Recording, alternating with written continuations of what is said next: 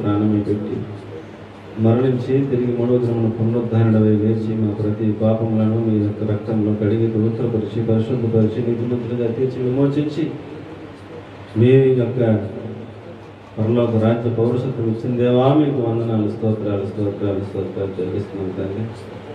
మా జీవితకాలం అంతా మేము మీకు రుణస్థలమే ఆయన మీ సంఘముగా చేరి సకల పరిశుద్ధుల ఎదుట రక్షణ పాత్రను చేతపుచ్చుకొని మీకు కృతజ్ఞతాస్తుతులు స్తోత్రాలు వందనాలు చెల్లిస్తా ఉన్నాం ప్రభువా. సర్వలోక పరిశుద్ధుల ఆరాధనతో పాటు మా యొక్క ఆరాధన కూడా అందుకోమని ఇశ్రాయేలు స్థితులపైన ఆశీర్వైన యేసయ్య పరిశుద్ధమైన నామంలో మా ఆరాధన సమర్పిస్తున్నాము తండ్రి. ఆమేన్. ప్రభు అయిన యేసుక్రీస్తు నామంలో కూడి వచ్చిన మీ అందరికీ నా వందనాలు తెలియజేస్తున్నానండి. అందరం కూర్చున్నాం. ఈ వారం మన ధ్యానం నిమిత్తము రోమాపత్రిక 14వ అధ్యాయం 19వ వాక్యాన్ని చదువుకుని మన వాక్యాన్ని ధ్యానం చేసుకుందాం.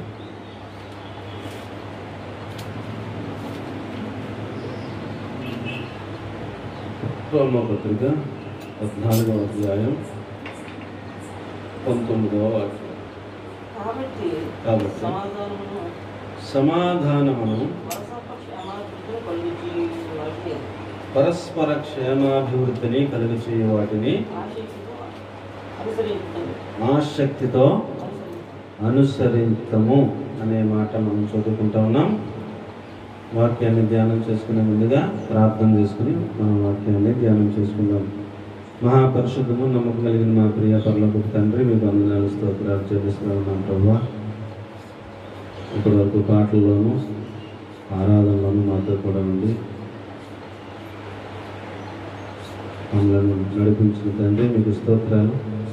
నీ యొక్క వాక్యాన్ని ఇప్పుడు ధ్యానం చేసుకోబోతుండగా నీ నామం పెట్టి నిలబడి ఉన్న నేను అల్పులను నిష్ప్రయోజకుడునైన మీ దాసులను నన్ను మీ సిలువు చాటును మరుగుపరిచి వినగల చెవులు, గ్రహించగల మనసు నాకు అందరికీ అనుగ్రహించమని పరిశుద్ధాత్మ దేవా నన్ను మమ్మల్ని మీ చేతులకు అప్పగించుకుంటున్నాం. మీ అధికారానికి లోబడుతున్నాం ప్రభువా. నన్ను ఒక పాత్రగా ఘోరంగా వాడుకొని మీ ఆత్మ కార్యం అంతా, మీ ఉపదేశం అంతా మీరు తెలియజేసి మీ ఆత్మ కార్యం నాలో జరిగించి మహిమ పొందవలసిందిగా మీ చేతులకు అప్పగించుకుంటున్నాం తండ్రి. ప్రతి విధమైన ఆటంకాలను, అడ్లను, మిత్రముఖుల ఉదయత్మ తిరుగుబాటును, ప్రతి విధమైన సైతాన్ శక్తుల ప్రభావమును యేసునామములో వేళతో పెళ్లగించి నాశనం చేస్తూ ఉన్నాం. బలసూచకమైన మనస్సుతో కూడా మా మధ్యలో దిగి వచ్చి మాతో మాట్లాడి మీ నామానికి మహిమ, ఘనత, ప్రభావాలు పొందుకోమని యేసయ్య పరిశుద్ధమైన నామంలో ప్రార్థించి స్తుతించి అర్పించి వేడుకుంటున్నాం తండ్రి. ఆమేన్. ప్రియులారా, ఈ వారం మన ధ్యానం సమాధానముగా ఉండుట. ఏంటది?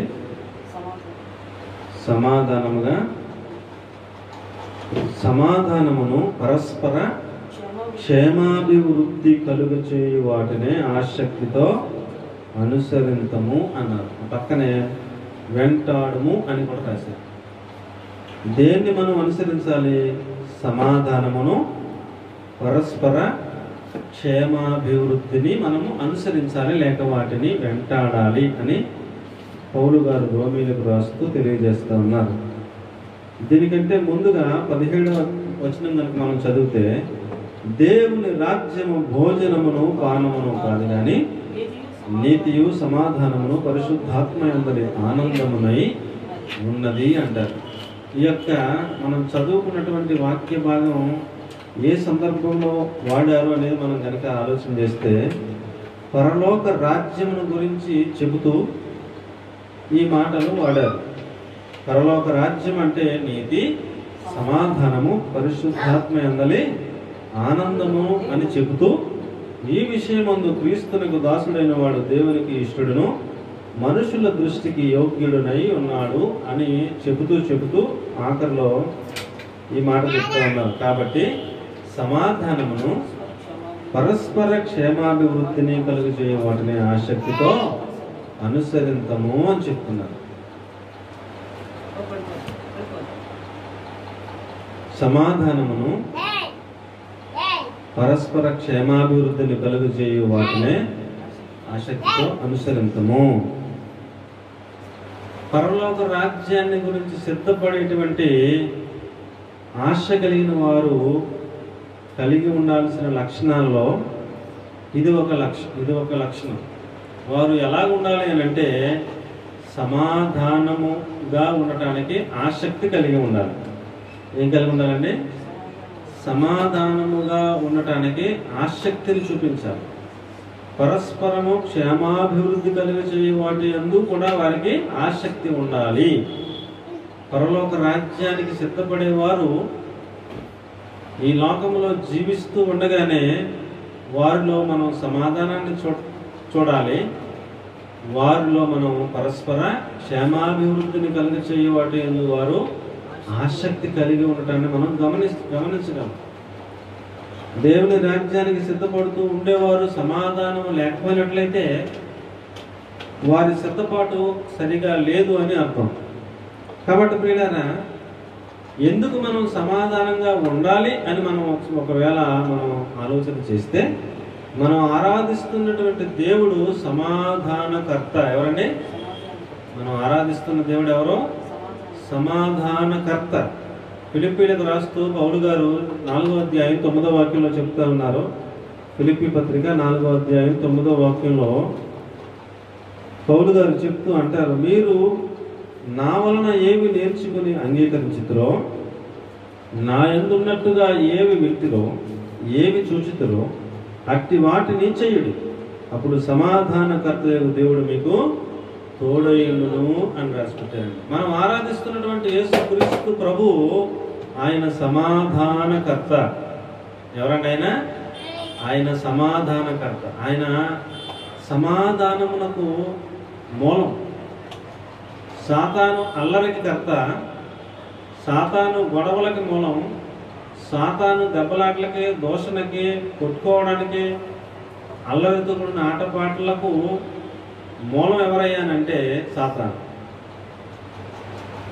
సమాధానమునకు కర్త ఎవరయ్యానంటే యేసుక్రీస్తు ప్రభుల వారు సమాధానమునకు కర్త అని మనం చదువుతూ ఉన్నాం. కాబట్టి మనం ఆరాధిస్తున్న దేవుడు సమాధాన కర్త అయినప్పుడు మనం కూడా ఏం నేర్చుకోవాలండి? సమాధానంగా ఉండటం నేర్చుకోవాలి. ఈ లోకంలో సమాధానంగా ఉండటం అది ఒక సాధన, ఒక రోజుతో నేర్చుకునే ఆ యొక్క లక్షణం కాదు. దినదినము మనం సమాధానంగా ఉండటానికి నేర్చుకోవాలి. ఆ యొక్క పరిస్థితుల్లో మనము సమాధానంగా ఉండటానికి అలవాటు చేసుకోవాలి, సాధన చేయాలి. ఇలాగున సమాధానమునకు కర్త అయిన యేసయ్యను ఆరాధిస్తున్నటువంటి మనం సమాధానమును కలిగిన వారంగా మనం ఉండటం అనేది ఆయన కోరుకుంటున్నటువంటి ఆ యొక్క లక్షణం. అది సమాధానముగా ఉండాలి. రోమాపత్రికలో 16వ అధ్యాయం 20వ వాక్యంలో కనుక మనం చూస్తే, రోమాపత్రిక 16వ అధ్యాయం 20వ వచనంలో పౌలు గారు రోమీలకు రాస్తూ, సమాధానకర్తయగు దేవుడు సాతానును మీ కాళ్ళ క్రింద శీఘ్రముగా చిత్తక త్రొక్కించును, మన ప్రభు అయిన యేసుక్రీస్తు కృప మీకు తోడయుండును గాక అని చెప్తా ఉన్నారు. సమాధానకర్తయగు దేవుడు, ఆ దేవుని బిడ్డలమైన మనం కూడా సమాధానమును కలిగి ఉండటం మనం నేర్చుకునే వారం అయితే, ఆ సమాధానము కలిగి ఉండటానికి ఆసక్తి మన దగ్గర ఉంటే అప్పుడు ప్రభువు మనకి ఏమిస్తారంటే సాతానును మన కాళ్ళ క్రింద చితక తొక్కే అంత అధికారాన్ని మనకి ఇస్తారు. దేవునికి స్తోత్రం కలుగును గాక. హల్లెలూయా. ప్రియులారా, సాతాను గొడవ ఎలా పెట్టాలో అని మనకి తలంపులు మనకు కలిగిస్తూ ఉంటాడు. సాతాను ఎలాగ మనలను త్రోవ తప్పించాలి, సాతాను మనలను ఎలాగ సమాధానం లేకుండా చెయ్యాలి అని సాతాను తన ప్లాన్స్ తను వేస్తూ ఉంటాడు. అయితే సమాధానకర్త అయిన యేసుక్రీస్తు ప్రభుల వారి బిడ్డలంగా మనం ఎల్లప్పుడూ కూడా ఏం కలిగి ఉండాలండి? సమాధానమును కలిగి ఉండాలి. ఆమేనండి. సమాధానమును కలిగి ఉండాలి. ప్రియులారా, సమాధానము అనేది మన జీవితంలోకి ఎప్పుడు వస్తుంది, ఎలా వస్తుంది అని కనుక మనం ఆలోచన చేస్తే, మన జీవితంలో మనం పుట్టినప్పటి నుంచి మనం పాపులము, దోషులము, దౌర్భాగ్యులము, పాపములో పుట్టి పాపములో పెరిగిన వారమైన మనకు సమాధానం అనేది ఉండదు. సమాధానం అనేది ఉండదు. మరి సమాధానం ఎలా వస్తుంది అని మనం ఒకవేళ ఆలోచన చేస్తే, మన ఆది ఏదైనా తోటలో ఆది యందు ఆదాము దేవునితో సమాధానం కలిగి ఉండేవాడు. ఏం కలిగి ఉండేవారండి? సమాధానం కలిగి ఉండేవారు. యేసు ప్రభు రోజు భూమి మీదకి వచ్చినప్పుడు, ఆ యొక్క ఏదైనా తోటలోకి వచ్చినప్పుడు ఈ ఆదాము అవ్వ ఇద్దరు కూడా ఆయన్ని ఎదుర్కొంటూ ఉండేవారు. ఆయనతో పాటు ముచ్చటిస్తూ ఉండేవారు. ఆయనతో పాటు చల్లపూట ఆహ్లాదకరంగా తోటలో తిరుగుతూ ఉండేవారు. వారు దేవునితో పాటుగా వారు సంతోషిస్తూ ఆనందిస్తూ ఉండేవారు. ప్రతిదినం కూడా దేవుడు వచ్చి వాళ్ళతో గడిపి వెళ్తూ ఉండేవారు. అలాంటి ఒక మంచి ఆ యొక్క అనుబంధం కలిగి ఉన్న స్థితిలో సాతాను అవమ్మను మోసపుచ్చట ద్వారా దేవుడు తినవద్దు అని ఆజ్ఞాపించినటువంటి ఆ యొక్క మంచి చెట్లు తిరుగు నుంచి వృక్ష ఫలము తినుట ద్వారా దేవుడు ముందుగానే చెప్పారు, ఆ వృక్ష ఫలము తినుదిన మీరు నిశ్చయముగా చచ్చెదరు అని చెప్పినట్లుగా ఆ పండును వారు దేవుడు చెప్పిన మాటను లెక్క చేయకుండా అవ్వమ్మ ఆదాము ఇద్దరు కూడా తినడం ద్వారా వారు ఆదినమే ఆత్మీయంగా చనిపోయారు. చనిపోయిన తర్వాత సమాధాన స్థితిని కోల్పోయారు. ఎప్పుడు పోయిందండి సమాధానం? ఎప్పుడు పోయింది? దేవునితో ఉన్న సమాధాన స్థితి ఆజ్ఞ అతిక్రమంతో ఆ సమాధానాన్ని వారు కోల్పోయారు. దేవుడు ఏదైనా తప్పు నుంచి వారిని బయటికి వెళ్ళి ఖడ్గజ్వాలను ఆయన కారులాగా పెట్టారు. ఇప్పుడు ఏదైనా తోట బయటకు వచ్చినటువంటి ఆదాము అవ్వమ్మ కష్టపడి చెమట వచ్చి వారు భూమిని పండించి సేద్యం చేసి వారు జీవించాల్సిన పరిస్థితి. అంతకుముందు దేవుడిచ్చిన చెట్ల దగ్గరికి వెళ్ళి ఏ ఫలం కాదు ఆ ఫలాన్ని తీసుకుని చక్కగా తిని ఆ జలములు తాగి ఆయనతో పాటు సంతోషంగా జీవించేటువంటి ఆ యొక్క సంతోషకరమైన సమాధానకరమైన స్థితి నుంచి సమాధానం లేని స్థితికి మన యొక్క జీవన ప్రమాణం పడిపోయింది. పడిపోయినప్పుడు దేవుడు సమాధానకర్త కనుక తప్పు చేసిన వారిని శిక్షించాలి అని ఆయన సత్యముగా ఆలోచించే దేవుడు కనుక ఈ యొక్క పాపమునకు పరిహారం చెల్లించాలని తన కుమారుడైన యేసుక్రీస్తు ప్రభుల వారిని మనకు బదులుగా ఆయన భూమి మీదకు పంపించి మనం చేసిన ప్రతి పాపమునకు రావాల్సిన శిక్షను ఆయన శరీరం మీద వేసి ఆయన ఆ శిక్షను అనుభవించడం ద్వారా ఆయన శరీరం నలగొట్టబడి ఆయన రక్తం అంతా చిందించడం ద్వారా మన పాపములకు ప్రయోజనముగా ఆయన చేసిన బలియాగాన్ని బట్టి ఆయన రక్తాన్ని చూసి మన పాపాలను దేవుడు క్షమించి సమాధానం మరలా దయచేస్తున్నాడు. సమాధానం మరలా ఎప్పుడు వస్తుందండి? ఆయన రక్తము చిందించడం ద్వారా ఎవరైతే యేసుక్రీస్తు ప్రభు పాదాల యొద్దకు వచ్చి ప్రభువా నేను పాపిని అని ఒప్పుకుంటారో, యేసు ప్రభు దేవుడని ఆయన రక్షకుడని హృదయమును విశ్వసించి నోటితో పాపాలని ఒప్పుకొని ఎవరైతే ఆయన పాదాల దగ్గరకు వస్తారో వారిని ఆయన రక్తంలో కడిగి పవిత్రపరిచి వారికి రక్షణ భాగ్యాన్ని అనుగ్రహిస్తారు. వారికి వారి పాపాలని క్షమింపబడిన వెంటనే ఏమొస్తుందంటే హృదయంలో సమాధానము శాంతి కలుగుతుంది. ఈ లోకంలో ప్రియులారా కోట్ల రూపాయలు డబ్బులు ఉన్న వాళ్ళు కూడా ఏం లేదండి, సమాధానం లేదు. డబ్బులు ఉంటాయి, ఆస్తిపాస్తులు ఉంటాయి, అంతస్తులు ఉంటాయి, అన్ని రకాల సకల సౌకర్యాలు ఉంటాయి, కానీ వారికి హృదయంలో ఏముండదో సమాధానం ఉండదు, సంతోషం ఉండదు. ఒక దేశానికి ఆర్థిక మంత్రిగా పనిచేస్తున్నటువంటి ఆయనకు కూడా ఏం లేదండి, సమాధానం లేదు, సంతోషం లేదు. యెరూషలేము వెళ్ళి దేవుడు దర్శించుకుని వద్దామని వెళ్ళి తిరిగి వస్తూ ఆయన రథములో అధికారిక హోదాలో ఆయన కూర్చుని గ్రంథము చదువుతుండగా దేవుని ఆత్మచేత ఫిలిప్పు గారు ప్రేరేపించబడి ఆయన రథానికి ఎదురు వచ్చినప్పుడు ఆయన్ని రథంలోకి ఎక్కించుకుని నేను చదువుతున్న ఆ యొక్క వాక్యానికి భావం ఏంటి అని అడిగినప్పుడు ఫిలిప్పు గారు అడిగారు, మీరు చదువుతున్న వాక్యాన్ని గ్రహిస్తున్నారా అని అడిగితే, ఎవరైనా నాకు త్రోవ చూపించకపోతే నాకు ఎట్లా అర్థమవుతుందని ఆయన ప్రశ్నించినప్పుడు ఫిలిప్పు గారు సులభంగా ఆయన చదువుతున్న వాక్య భాగంలో యేసుక్రీస్తు ప్రభువుని గురించిన సువార్త చెప్పినప్పుడు వెంటనే వారు వెళుతున్న మార్గంలోనే ఒక నీళ్లు ఉన్న ప్రదేశం కనపడగానే ఆయన రథాన్ని ఆపమన్నాడు. నేను బాప్తిసం పొందాలని ఆశపడుతున్నాను, నాకు బాప్తిసం ఇవ్వడానికి ఏమైనా ఆటంకం ఉందా అన్నప్పుడు ఫిలిప్పు గారు వెంటనే ఆయనను నీళ్ళలోకి తీసుకుని వెళ్ళి ఆయన బాప్తిసం ఇచ్చి ఒడ్డుకి ఎక్కిన తర్వాత ఫిలిప్ గారు కనపడలేదట, ఆత్మ ఆయనను తీసుకుని వెళ్ళిపోయిందని రాయబడింది. అక్కడ రాయబడిన పదం ఏంటంటే, ఆ నపుంసకుడు సంతోషముతో తన ఇంటికి వెళ్ళెను అని రాయబడింది. పిల్లరా, అంతకుముందు ఆర్థిక మంత్రిగా ఉన్నాడు, అంతకుముందు ఆయన ఒక దేశానికి అధికారిగా ఉన్నాడు, అధికారిక హోదాలో ఉన్నాడు, ఆర్థికంగా బలంగా ఉన్నారు, సకల సౌకర్యాలు ఉన్నాయి. ఏమండి, అన్ని విధాల ఆయనకు లేనిదంటూ ఏమీ లేదు. కానీ లోపల ఏం లేదు? సమాధానం. ఈ లోకంలో భూమి మీద అన్నీ ఉన్నాయి, కానీ ఏం లేదండి, సమాధానం లేదు. ఎప్పుడు సమాధానం వస్తుందయ్యా అని అంటే, రక్షణ ద్వారా సమాధానం వస్తుంది. సమాధానం ఎలా వస్తుందండి?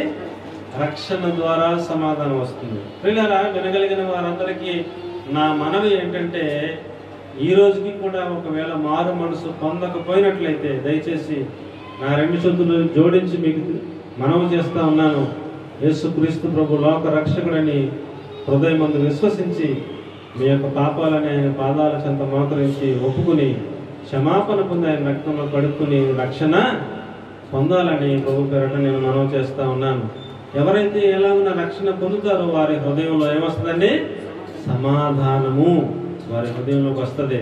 ఎంతో సంతోషం వారి హృదయంలోకి వస్తుంది. అది చెప్పనశక్యము, కానీ ఆనందము, మహిమాన్వితమైన ఆనందముగా ఉంటుంది. ఈ లోకంలో ఆ రక్షణ ఆనందమును కూడిన ఆనందం దేనిలోని కూడా మనం చూడలేము అనే సత్యాన్ని నేను మీకు జ్ఞాపకం చేస్తా ఉన్నాను. లోకాసువార్త 7వ అధ్యాయం 50వ వచనంలో కనుక మనం చూస్తే, లోకాసువార్త 7వ అధ్యాయం 50వ వాక్యాన్ని కనుక మనం గమనించట్లయితే ప్రియులారా, ఒక స్త్రీ యేసుక్రీస్తు ప్రభు దగ్గరికి వచ్చి ఆయన పాదాల మీద కన్నీళ్లు కార్చి ఆయన పాదాలను తన వెంట్రుకలతో తుడిచి పాదములను ముద్దు పెట్టుకుంటూ కన్నీళ్లు కార్చిందండి. కన్నీళ్లు కార్చింది. వెక్కి వెక్కి ఏడుస్తూ పశ్చాత్తాపంతో తన పాపాలన్నీ ఒప్పుకుని కన్నీళ్లు కార్చి యేసయ్య పాదాలు కడిగి ఆమె యేసయ్యను బహుగా ప్రేమించింది. అందుకని యేసుప్రభు అంటారు, అందుకు ఆయన నీ విశ్వాసములను రక్షించెను, సమాధానము గలదానివై వెళ్ళుము అంటారండి. సమాధానము గలదానివై వెళ్ళమని ఆ స్త్రీతో చెప్పారు. ప్రియులారా, పాపములో జీవితం ఉన్నంత కాలం ఏం లేదండి, సమాధానం లేదు. పాపాన్ని జొర్రుకున్నంత కాలం, పాపంలో జీవిస్తున్నంత కాలం మానవ జీవితంలో ఏముండదో, సమాధానం ఉండదు. ఎప్పుడైతే యేసు ప్రభు పాదాల దగ్గరికి వస్తామో, ఎప్పుడైతే యేసు ప్రభు పాదాల మీద కన్నీళ్లు కార్చి పశ్చాత్తాప హృదయంతో పాపాలన్నీ ఒప్పుకుంటామో, ఆయన చెందించిన రక్తము చేత ఆయన మన పాపాలన్నీ క్షమించి మనల్ని పరిశుద్ధపరిచి నీతిమంతులుగా మార్చి మన హృదయంలో ఉన్న పాపాన్ని అంతటా తీసివేసి మన హృదయాన్ని దేంతో నింపుతారండి? సమాధానంతో ఆయన మన హృదయాన్ని నింపి ఒక సంతోషకరమైన జీవితాన్ని ఆయన మనకి ఇస్తారు అనేది వాస్తవం. కాబట్టి ప్రియులారా, సమాధానం ఒక వ్యక్తికి ఎలా వస్తుంది అని మనం ఆలోచన చేస్తే, సమాధానము ఒక వ్యక్తి తన పాపములను ఒప్పుకొని రక్షణ పొందితే ఆ బిడ్డకి సమాధానం దేవుని ద్వారా అనుగ్రహించబడుతుంది అనే సత్యాన్ని మనము గమనించాలి.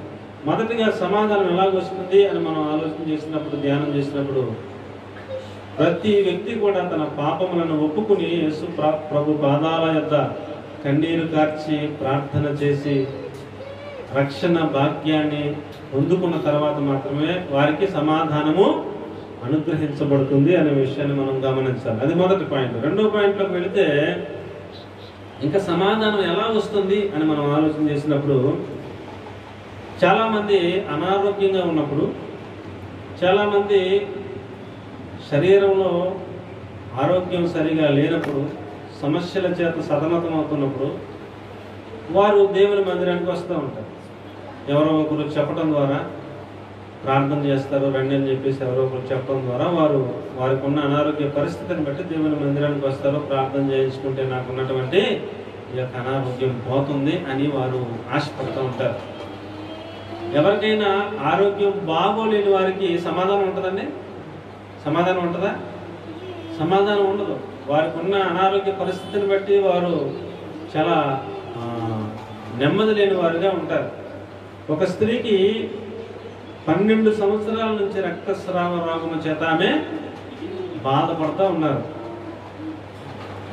మార్కు సువార్త 5వ అధ్యాయం 34వ వాక్యాన్ని కనుక మనం చూస్తే, మార్కు సువార్త 5వ అధ్యాయం 34వ వాక్యాన్ని కనుక మనం చూస్తే ప్రియులారా, అందుకు ఆయన కుమారి, నీ విశ్వాసము నిన్ను స్వస్థపరచెను, సమాధానము గలదానివై పొమ్ము, నీ బాధ నివారణ అయి నీకు స్వస్థత కలుగును గాక అని ఆమెతో చెప్పెను. పిల్లరా, సమాధానము లేదు ఆమెకి. ఎందుకు లేదంటే 12 సంవత్సరాల నుంచి ఏ వ్యాధితో బాధపడుతున్నారండి? రక్తస్రావ రోగము చేత ఆమె బాధింపబడుతూ అనేక వైద్యుల యొద్దకు వెళ్ళి తన దగ్గర ఉన్న ధనమంతా కూడా ఖర్చు అయిపోయింది. చాలా ఇక ఏమి చేయలేని స్థితిలో ఆమె మా ఊరికి యేసు ప్రభు వస్తున్నారనే మాట విన్నది. యేసు ప్రభు ఏ ఊరిలో వెళ్తే ఆ ఊరిలో స్వస్థతలు జరుగుతున్నాయట. ఆయన ప్రార్థన చేస్తే స్వస్థత కలుగుతుందట. ఆయన ఉమ్ము వేసి ఆ ఉమ్ము మట్టిలో రుద్ది ఆ మట్టిని గుడ్డివానికి కళ్ళకు రాస్తే కళ్ళు వచ్చినాయంట. ఆయన గద్దించగానే దయ్యాలు పారిపోతున్నాయట, అనేక మంది స్వస్థపడుతున్నారట అని ఆ ఊరు వాళ్ళు ఈ ఊరు వాళ్ళు వీళ్ళు చెప్పిన మాటలన్నీ కూడా ఆమె ఆలకించి హృదయం ముందు విశ్వసించి, ఏమైనా మా ఊరిలో నుంచి ఆయన వెళుతూ ఉన్నారు కనుక ఆయన వెళుతున్న దారిలోకి ఏదో రకంగా వెళ్ళి ఆయన వస్త్రపు చెంగును మాత్రం ముట్టినీడలు నాకు స్వస్థత కలుగుతుందని విశ్వసించి ఆమె ఆయన వెళ్ళే మార్గంలోకి ఎలాగోలా వచ్చారు. వచ్చి యేసయ్య వెళుతూ ఉండగా, యేసయ్య చుట్టూ ఆయన శిష్యులందరూ కూడా ఉన్నారు, అనేక మంది జనసమూహం ఉండగా ఆయన యేసయ్యని గుర్తుపెట్టి ఆయన వస్త్రపు చెంగున ఆమె ముట్టింది. ముట్టిన వెంటనే ఆమె రక్తధార కట్టెను అని రాయబడింది. వెంటనే స్వస్థత కలిగిపోయింది. యేసు ప్రభు అక్కడ ఆగి, నన్ను ఎవరో ముట్టెను, నాలో నుంచి ప్రభావము వెడలిపోయింది అని అనగానే అక్కడ ఉన్నటువంటి శిష్యులు అంటున్నారు, ఎంతమంది జనసమూహము నీ మీద పడుచున్నారే, ఎవరో ముట్టారని అంటారు ప్రభు, ఎవరొకరు తగులుతారు అన్నట్టుగా వారు మాట్లాడితే ఆమె తనంతట తానుగా సాక్ష్యం చెప్పాలని యేసు ప్రభు వారు ఆ మాట అన్నారని ఆమె గుర్తించి ధైర్యం తెచ్చుకుని లేచి నిలబడి, అయ్యా నేనే ముట్టినది, నేను 2 సంవత్సరాల నుంచి రక్తస్రావ రోగం చేత బాధపడుతూ ఉన్నాను, విశ్వసించి మీ యొక్క వస్త్రపు చెంగు ముట్టితే స్వస్థపడతానని ఏదో రకంగా వచ్చి మీ వస్త్రపు చెంగు ముట్టిన ఆమెను నేనే, వెంటనే నా రక్తధార కట్టిందయ్యని దేవుని నామాన్ని మహిమపరిచారు. అప్పుడు ఆఖరిలో ఈ మాట చెప్తున్నారు యేసు ప్రభు వారు. ఏమని చెప్తున్నారంటే, అందుకు ఆయన కుమారి, నీ విశ్వాసము నిన్ను స్వస్థపరచను, సమాధానము గలదానివై పొమ్ము అని ఆయన చెప్తా ఉన్నారండి. ప్రియులారా, మందిరానికి వచ్చేవారు కేవలం స్వస్థత కొరకు వస్తే అది కార్యం జరుగుతుంది అని ఆశపడటంలో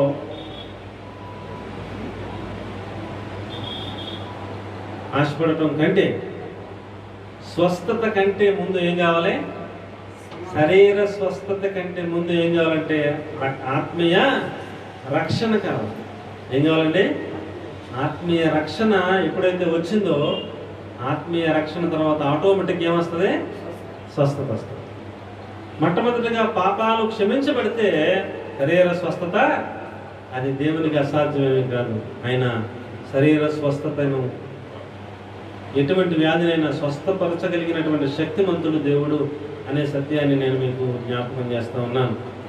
పిల్లలు చాలా మంది వస్తారు, ఆ యొక్క సమస్య చెప్తారు, ప్రార్థన చేయించుకుంటారు, ఆ సమస్య తగ్గిపోగానే మరలా మందిరంలోకి రారు, దేవుని వెంబడించరు. ఆయన యందు వారు ఆత్మీయ స్థితిలో ఉండరు, వారు లోకంలోనే బతుకుతూ ఉంటారు. వారి దృష్టిలో యేసు ప్రభు ఎలాంటి వారు అయ్యానంటే ఆయన స్వస్థపరిచే దేవుడు మాత్రమే. వారికి ఏదైనా అనారోగ్యం వచ్చినప్పుడు మాత్రం వస్తారు, ప్రార్థనలు చేయించుకుంటారు, స్వస్థత రాగానే మానేస్తారు. మనం అలాంటి వారంగా ఉండకుండా మనం ఆత్మీయ రక్షణ మొదటి ప్రాముఖ్యత సమాధానము కలిగి ఉండటానికి, తర్వాత రెండవది శారీరకమైన బలహీనత ఏదైనా సరే దాని నుంచి తప్పనిసరిగా ఆయన స్వస్థపరచగలిగిన శక్తిమంతుడు. ఆయన వచ చేయగలవాన్ని స్వస్థపరిచారు. ఏమండి, ఆయన దయ్యములను గద్దించగానే దయ్యాలు విలవెల్లాడించి ఆ దయ్యాలు వదిలిపోయి, ఏమంటే సేనాదయ్యం పట్టిన వాడు కూడా అతన్ని విడిచి ఆ దయ్యాలని కూడా పందుల్లోకి వెళ్ళిపోయినట్టుగా మనం చూస్తూ ఉన్నాం. చనిపోయిన వారిని సైతం ఆయన నోటి మాట చేత వారిని తిరిగి బ్రతికించేటువంటి శక్తి కలిగిన దేవుడు. అలాంటి దేవుడిని మనం ఆరాధిస్తూ ఉన్నాం. కాబట్టి ప్రియులారా, ఎప్పుడు మనకి సమాధానం కలుగుతుందని అంటే మొట్టమొదటిగా రక్షణ పొందడం ద్వారా సమాధానం కలుగుతుంది. రెండవది ఎప్పుడు కలుగుతుందండి? స్వస్థత పొందడం ద్వారా సమాధానము కలుగుతుంది అనే విషయాన్ని నేను మీకు జ్ఞాపకం చేస్తూ ఉన్నాను. కాబట్టి ప్రియులారా, మనం కేవలం స్వస్థత కొరకు మాత్రమే ఆయనను వెంబడించక మొదటగా ఆత్మీయ రక్షణ, రెండవదిగా శారీరక స్వస్థత అనే విషయాన్ని నేను మీకు జ్ఞాపకం చేస్తూ ఉన్నాను. పూర్వం భక్తులు, నా చిన్నతనంలో నేను ఎరుగుదును, ఏదైనా అనారోగ్యం వచ్చి అయ్యగారు ప్రార్థన చేయండి, మా అబ్బాయికి ఇలాంటి అనారోగ్యం అని జ్వరం వచ్చిందనో లేకపోతే ఏదో సమస్యనో ఆ తల్లిదండ్రులు ఆ దైవజనుని వద్దకు తీసుకుని వెళితే, పూర్వం దైవజనుల విధానాన్ని చెప్తున్నాను మీకు. వారు చెప్పేది ఏంటంటే, కూర్చోబెట్టి 2-3 వాక్యాలు రాసి పేపర్ మీద ఆ వాక్యాలు ఆ నీరసంగా ఉన్న అబ్బాయికి ఇచ్చి, నీకు చదువుకోవడం వచ్చా నాన్న అని అడిగేవారు. వచ్చండి, నేను 5వ తరగతి చదువుతున్నాను, నాకు చదువుకోవడం వచ్చండి అన్నప్పుడు నీవు ఇంటికి వెళ్ళి ఈ వాక్యాలు 3 చదువుకొని మోకరించి ఆ వాక్యాల్లో ఏముందో ఆ ప్రకారంగా ప్రార్థన చేసుకో, దేవుడు స్వస్థపరుస్తాడని చెప్పేసి పంపేసుకో. ఈ తండ్రి తీసుకెళ్ళింది ఎందుకు? ఈ తండ్రి పాస్టర్ గారి దగ్గర తీసుకెళ్ళింది ఎందుకండి? అయ్యా నీరసకున్నాడు, ప్రార్థన చేయండి అనేగా తీసుకెళ్ళారు, అవునా? ఆయన ఏం చేయాలి? ప్రార్థన చేయాలి కదా. ఆయన ప్రార్థన చేయకుండా ఒక చీటి మీద 2 వాక్యాలు 3 వాక్యాలు రాసి ఇంటికి వెళ్ళిన తర్వాత ఈ 3 వాక్యాలు చదువుకున్న వాక్యాలు ఏముందో దాని ప్రకారంగా ప్రార్థన చేసుకుని రేపు రండి, రేపు చేస్తాను ప్రార్థన అనేవారు. ఎప్పుడు చేస్తారంట? నీరసంగా ఉన్నవాడిని ఎత్తుకున్నో లేకపోతే నానా ఏదో బాధలు పడి ఆయన దగ్గరికి తీసుకెళ్తే ఆయన చెప్పే విధానం అలా ఉండేది. ఇప్పుడు నీరసంగా ఉన్న వాళ్ళని హాస్పిటల్ తీసుకెళ్తాం లేదా? ఏమండి, తీసుకెళ్తారు లేదా? ఇక్కడంటే పాస్టర్ గారు దగ్గరే ఉంటారు, హాస్పిటల్ చాలా దూరం ఉంటుంది, అంత దూరమైన హాస్పిటల్కి తీసుకెళ్తారు. ఒక రోజు తీసుకెళ్ళారు, 2వ రోజు తీసుకురమ్మంటాడు ఆయన డాక్టర్ గారు, 3వ రోజు తీసుకురమ్మంటారు. ఏమండి, తగ్గకపోతే 4వ రోజు కూడా తీసుకురమ్మంటారు, అయినా తీసుకెళ్తాం. కానీ పాస్టర్ గారి దగ్గరికి వెళ్ళగానే ఏం చేయాలి? చేసి ప్రార్థన చేసి వెంటనే తగ్గిపోవాలి అన్నట్టుగా ఆలోచన విధానం ప్రజల్లో ఉంటుంది. అలా కాదు. కానీ పూర్వం దైవజనుల విధానం ఎలాగంటే, ఆ వాక్యాలు రచిస్తే ఆ వాక్యాలు చదువుకుంటే అందులో ఏముండేదంటే, నీ పాపములను నీవు ఒప్పుకో, దేవుడు నమ్మదగిన వాడు, నీ పాపములను క్షమించి ఆయన నిన్ను స్వస్థపరుస్తాడనే వాక్యాలు ఉన్నాయి. మొదటగా ఏం చేయాలి? పాపాలు ఒప్పుకోవాలి. తర్వాత ఏం చేయాలి? స్వస్థత ఆయన అనుగ్రహిస్తాడనే వాక్యాలు ఉండేవి. అలాంటి వాక్యాలు రాసిచ్చేవారు. మొదటగా పాపాలు ఒప్పుకోలేదు, అయితే ఆయన ప్రార్థన స్వస్థత గురించి చేయరని అర్థం. 2వ రోజు మరలా వెళితే ఆయన అడిగే ప్రశ్న, వాక్యాలు చదవానన్నా? చదివానండి. ఏముందమ్మా? పాపాలు ఒప్పుకోమని ఉందండి. మరి ఒప్పుకున్నావా అడిగేవారు ప్రశ్న. పాపాలన్నీ ఒప్పుకున్నానండి. అప్పుడు ప్రార్థన చేసేవారు. తండ్రి బిడ్డను కనికరించి స్వస్థపరచడానికి ప్రార్థన చేస్తే స్వస్థత దేవుడు అనుగ్రహిస్తూ ఉండేవారు. కాబట్టి ప్రియులారా, ఒక విధానాన్ని నేర్పారు పెద్దలు, దైవజనులు ఒక విధానాన్ని నేర్పించారు. అది దైవ లక్షణం, దేవుని ఉద్దేశం. కాబట్టి సమాధానం ఎప్పుడు వస్తుంది అని అంటే, మొదటగా పాప క్షమాపణ పొందిన తర్వాత సమాధానం వస్తుంది. రెండవదిగా శారీరక స్వస్థత కలిగినప్పుడు సమాధానము గలదానివై నీవు వెళ్ళుము అని యేసుక్రీస్తు ప్రభు చెప్పినట్లుగా సమాధానాన్ని మనం స్వీకరిస్తాము అనే సత్యాన్ని నేను మీకు జ్ఞాపకం చేస్తూ ఉన్నాను. కాబట్టి ప్రియులారా, సమాధానం మొదటగా రక్షణ పొందడం ద్వారా వస్తుంది. రెండవదిగా ఎలా వస్తుంది? స్వస్థత, ఏదైనా అనారోగ్యం ఉంటే అది స్వస్థపరచబడటం ద్వారా కూడా ఆ కుటుంబంలో ఏమొస్తుంది? సమాధానం వస్తుంది. ఒకరికి బాగోకపోతే మన కుటుంబంలో ఇంటిల బాధకి ఎలా ఉంటుందండి? ఎంతో బాధగా ఉంటుంది, వేదనగా ఉంటుంది. ఆ బిడ్డ నిమిత్తం విచారంగాను దుఃఖముగాను మన అందరం కూడా ప్రార్థనలు చేస్తూ, అవి ప్రభువా కనికరించి స్వస్థపరచమని అందరం కూడా ఎంతో బాధపడుతూ ఉంటాం. ఆ బిడ్డకు స్వస్థత కలిగినప్పుడు అందరం కూడా ఏమొస్తుందండి? సంతోషము, ఆనందము, సమాధానం వస్తుంది ఆ కుటుంబంలో. కాబట్టి ప్రియులారా, మొదటిగా రక్షణ పొందాలి, రెండవదిగా స్వస్థతను దేవుడు ఆటోమేటిక్గా దయచేస్తారు.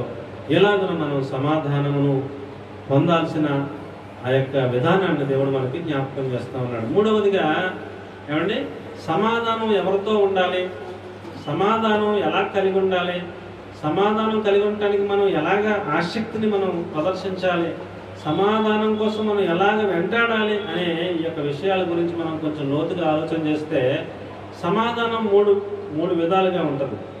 ఏమంటే సమాధానం 3 పద్ధతుల్లో. సమాధానం ఎన్ని విధాలుగా ఉంటుంది? 3 పద్ధతుల్లో సమాధానాన్ని మనం పొందుకోవడం కోసం ప్రయత్నం చేయాలి, మనం సాధన చేయాలి, ప్రతిదినము సాధన చేయాలి ఈ సమాధానం పొందుకోవడం కోసం. ఒకటి దేవునితో సమాధానం అనండి. ఒకటి సమాధానం ఎవరితో? దేవునితో సమాధానం. రెండు నాలో నాకు సమాధానం. చెప్పండి, అందరూ చెప్పండి. 3 ఇతరులతో నాకు సమాధానం. ఒకరితో ఒకరికి సమాధానం. ఏమండి? మొదటి సమాధానం దేవునితో సమాధానం, రెండవది నాలో నాకు సమాధానం, మూడవది ఒకరితో ఒకరికి సమాధానం. 3 విధాలుగా మనం సమాధానముగా ఉండుటకు మనం సాధన చేయాలి. దేవునికి ఒక స్తోత్రం చెప్పండి. హల్లెలూయా. గట్టిగా చెప్తాం, హల్లెలూయా. మనము సమాధానంగా ఉండటం కోసం 3 విధానాలలో సాధన చేయాలి. మొదటిగా దేవునితో సమాధానం. ఎవరితో సమాధానం అండి? దేవునితో సమాధానం. రోమాపత్రిక 5వ అధ్యాయం మొదటి వాక్యాన్ని కనుక చూస్తే, రోమాపత్రిక 5వ అధ్యాయం మొదటి వచనంలో, కాబట్టి విశ్వాసం వల్ల మనము నీతిమంతులముగా తీర్చబడి మన ప్రభు అయిన యేసుక్రీస్తు ద్వారా దేవునితో సమాధానము కలిగి ఉందము. ఎవరితో సమాధానం కలిగి ఉండాలంటే? దేవునితో సమాధానము కలిగి ఉండాలి. దేవునితో సమాధానం కలిగి ఉండటానికి ఎలా ఉండాలంటే విశ్వాస మూలమున. ఎలాగండి అమ్మా? ఎలాగంట? విశ్వాస మూలమున మనము నీతిమంతులముగా తీర్చబడి ప్రభు అయిన యేసుక్రీస్తు ద్వారా దేవునితో సమాధానము కలిగి ఉందము. నేను ముందే చెప్పాను, ఏమండి? మనకి దేవునికి మధ్యలో చాలా సమాధానము లేక గ్యాప్ ఏర్పడింది ఆదాము అవ్వమ్మల ద్వారా. ఆ సమాధానాన్ని తిరిగి మనకి పునరుద్ధరించడానికి యేసుక్రీస్తు ప్రభు ద్వారా మాత్రమే అది సాధ్యం. ఆయన ద్వారా మాత్రమే మనము విశ్వసించుట ద్వారా విశ్వాస మూలమున నీతిమంతులంగా తీర్చబడి దేవునితో సమాధాన పడాలి అని వాక్యం మనకు తెలియజేస్తూ ఉందండి. మొదటిగా ప్రతిరోజు మనం ఎవరితో సమాధానం కలిగి ఉండాలంటే దేవునితో సమాధానము కలిగి ఉండాలి. ఉదయం లేచింది మొదలు రాత్రి పండుకునే వరకు కూడా సాతాను ఏ విధంగా పడగొట్టాలనే ప్రయత్నం అతను చేస్తూ ఉంటాడు. మనం పొరపాటున ఎక్కడైనా పడిపోతున్నామేమో అనేది గమనించుకుని మనం ఏ రోజుకు ఆ రోజున ఎవరితో సమాధాన పడాలంటే దేవునితో సమాధాన పడాలి. మొట్టమొదటిగా మాన మనసు పొందిన రోజున దేవునితో సమాధాన పడతాం. ఆ రోజుతో అయిపోలేదు. దినదినము దేవునితో సమాధాన పడుతూ ఉండాలి. ఎక్కడైనా తప్పిపోతే దాని విషయమై మొదటగా దేవునికి సమాధాన పడుతూ ఉండాలి. దేవుని దగ్గర ఒప్పుకుంటూ ఉండాలి. ప్రతి దినము ఒప్పుకుంటూ ఉండాలి. చిన్న చిన్న పాపాల విషయంలో కూడా మనం ఒప్పుకుంటూ ఉండాలి. చాలా అలర్ట్గా ప్రతి చిన్న విషయానికి కూడా దేవునితో సమాధానం ఎక్కడ కోల్పోకుండా మనం మన జీవితాన్ని భద్రపరచుకోవాలి, కాపాడుకోవాలి అనే సత్యాన్ని మనం ఎరగాల్సిందిగా దేవుని పేరు నేను మీకు జ్ఞాపకం చేస్తా ఉన్నాను. సాతాను యొక్క ఉద్దేశం ఏంటంటే ఏ విధము చేత నేను ఏర్పరచబడిన వారిని సహితము ఏం చేస్తారట? మోసపుచ్చేటట్టుగా సాతాను తన తెలివితేటలన్నీ ప్రదర్శిస్తూ ఉంటాడు. కాబట్టి పిల్లరా, మనం ఏర్పరచబడిన వారమైనప్పటికీ నేను చాలా భక్తిపరుణ్ణి, నేను చాలా భక్తిపరురాలని అనుకునే స్థితిలో ఉన్నప్పటికీ మనం మెలకువగా ఉండాలని చెప్తారు దేవుడు. ఎలా ఉండాలంటే మెలకువగా ఉండడు. అది పడద్రోసిన వారు అనేకులు, పెద్ద పెద్ద భక్తులే పడిపోయారు, మనమెంత అన్నట్టుగా మనం ఎప్పటికప్పుడు దేవునితో సమాధాన స్థితి కొనసాగించుకోవాలి. మీకు చిన్న ఉదాహరణ, మనం కావాలని సినిమా పాట పెట్టుకోం, మనం కావాలని టీవీలో పెట్టుకో, సెల్లో పెట్టుకో, మనం సినిమా పాట వినం. కానీ మనం ఉన్న చోటకి ఏదో ఆటో వెళుతూ ఉంటే ఆటోలో సినిమా పాట వినపడుతుంది. కాసేపు అక్కడ ఆటో అలా ఆపారనుకున్నాం, అక్కడే మనం ఉండాల్సి వచ్చింది. కాసేపు ఏం చేయాలి అనుకోకుండా చెవుల్లో పడింది. చెవుల్లో పడిన తర్వాత ఆటో వెళ్ళిపోతుంది. కానీ మనకు అస్తమానం ఏం గుర్తొస్తుందండి? ఆ పాటే గుర్తొస్తూ ఉంటుంది, లోపల నుంచి ఆ పాటే గుర్తొస్తూ ఉంటుంది. ఇప్పుడు మనం కావాలని చేసినా అనుకోకుండా చేసినా ఏం జరుగుతుంది? లోపల ఏం జరుగుతుందండి? సినిమా పాట వినిపిస్తూ ఉంది. వెంటనే దేవునితో సమాధానం, ప్రభువా ఈ యొక్క పాట నాకు వినపడకుండా నా మైండ్లోంచి దూరపరుస్తున్న ప్రభువా అని ఆయన సహాయాన్ని వేడాలి. దేవునితో మనం ఎల్లప్పుడూ సమాధాన పడుతూ ఉండాలి. సాతాను ఏ విధము చేత నేను చేదైన వేరు కొంచెమైనా ఉండునేమో అని జాగ్రత్తగా చూచుకుని అంటాడు ఒక చోట. ఏమంటే ఏ రకంగా సాతాను మనల్ని మోసపుచ్చుకున్నట్లు మనం ఎవరితో సమాధానం కలిగి ఉండాలి? దేవునితో ఎల్లప్పుడూ సమాధాన స్థితిని కొనసాగిస్తూ ఉండాలి. ఎక్కడ చిన్న మాట ఎవరినైనా అన్నా వెంటనే దేవునితో మనం ఏమవ్వాలి? సమాధాన పడుతూ ఉండాలి. అయ్యో ప్రభు అనుకోకుండా పొరపాటున అనేస్తాను, నన్ను క్షమించు ప్రభు అని ఎవరితో సమాధాన పడాలని? దేవునితో సమాధాన పడాలి. కాబట్టి ప్రియులారా, యెషయా గ్రంథం 27వ అధ్యాయం 5వ వాక్యం కనుక చూస్తే,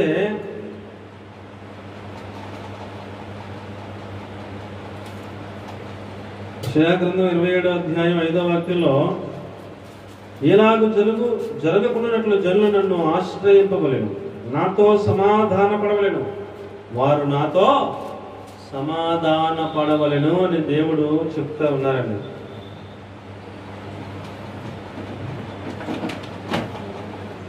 దేవుని కోపం మన మీదకు దిగిరాకున్నట్లు, ఆయన అగ్ని చేత మనలను కాల్చకున్నట్లు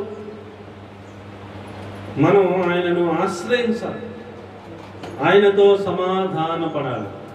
యెషయా గ్రంథం 27వ అధ్యాయం 5వ వచనం. యెషయా గ్రంథం 27వ అధ్యాయం 5వ వచనం.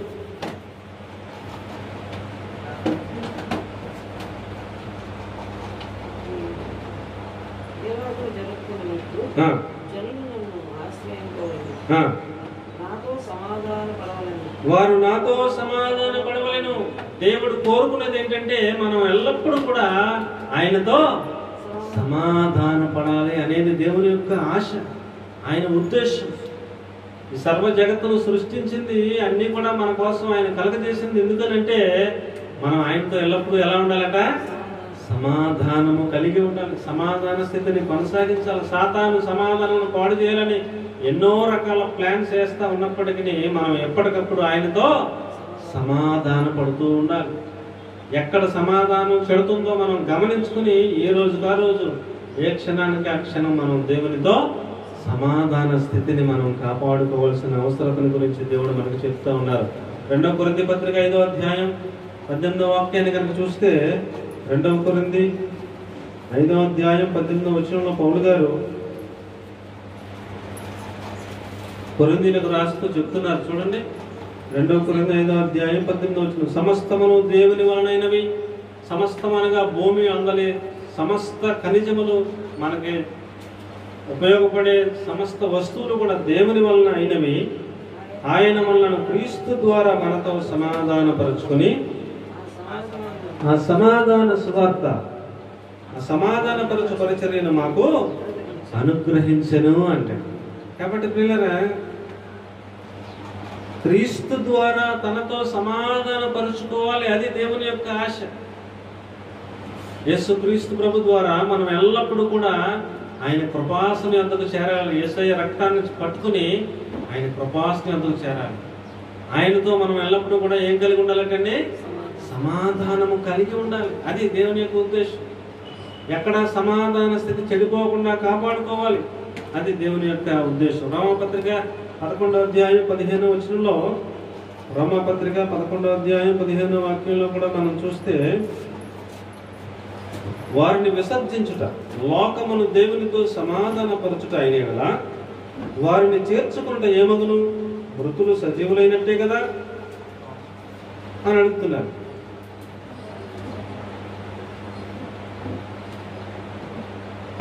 దేవునితో సమాధాన పడాలి. అన్యులైనా సరే, యూదులైనా సరే, వారు గ్రీకులైనా సరే, వారు ఎవరైనా సరే, ప్రపంచంలో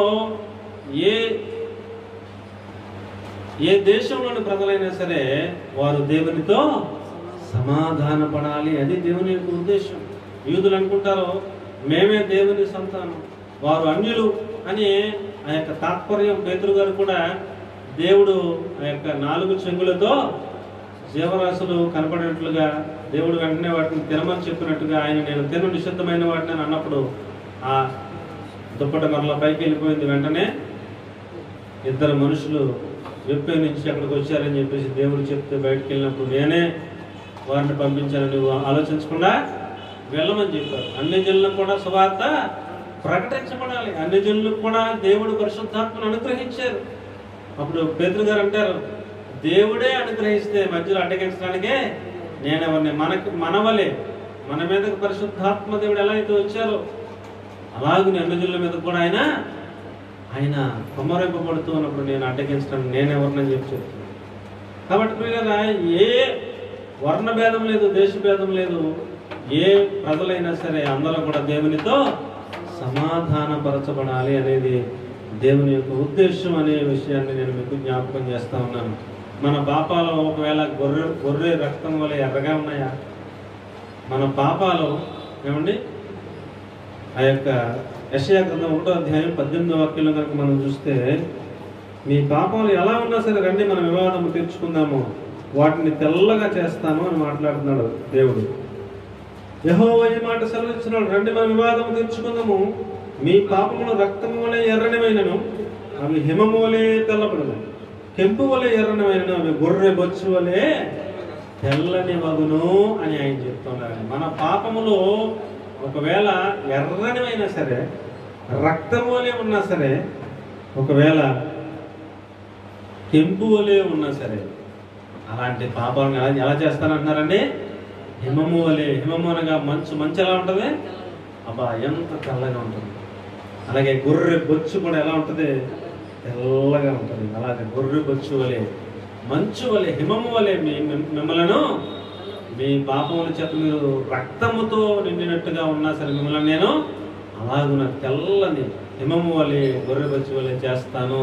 రండి మనం వివాదం తెచ్చుకుందాం, నాతో సమాధాన పడండి.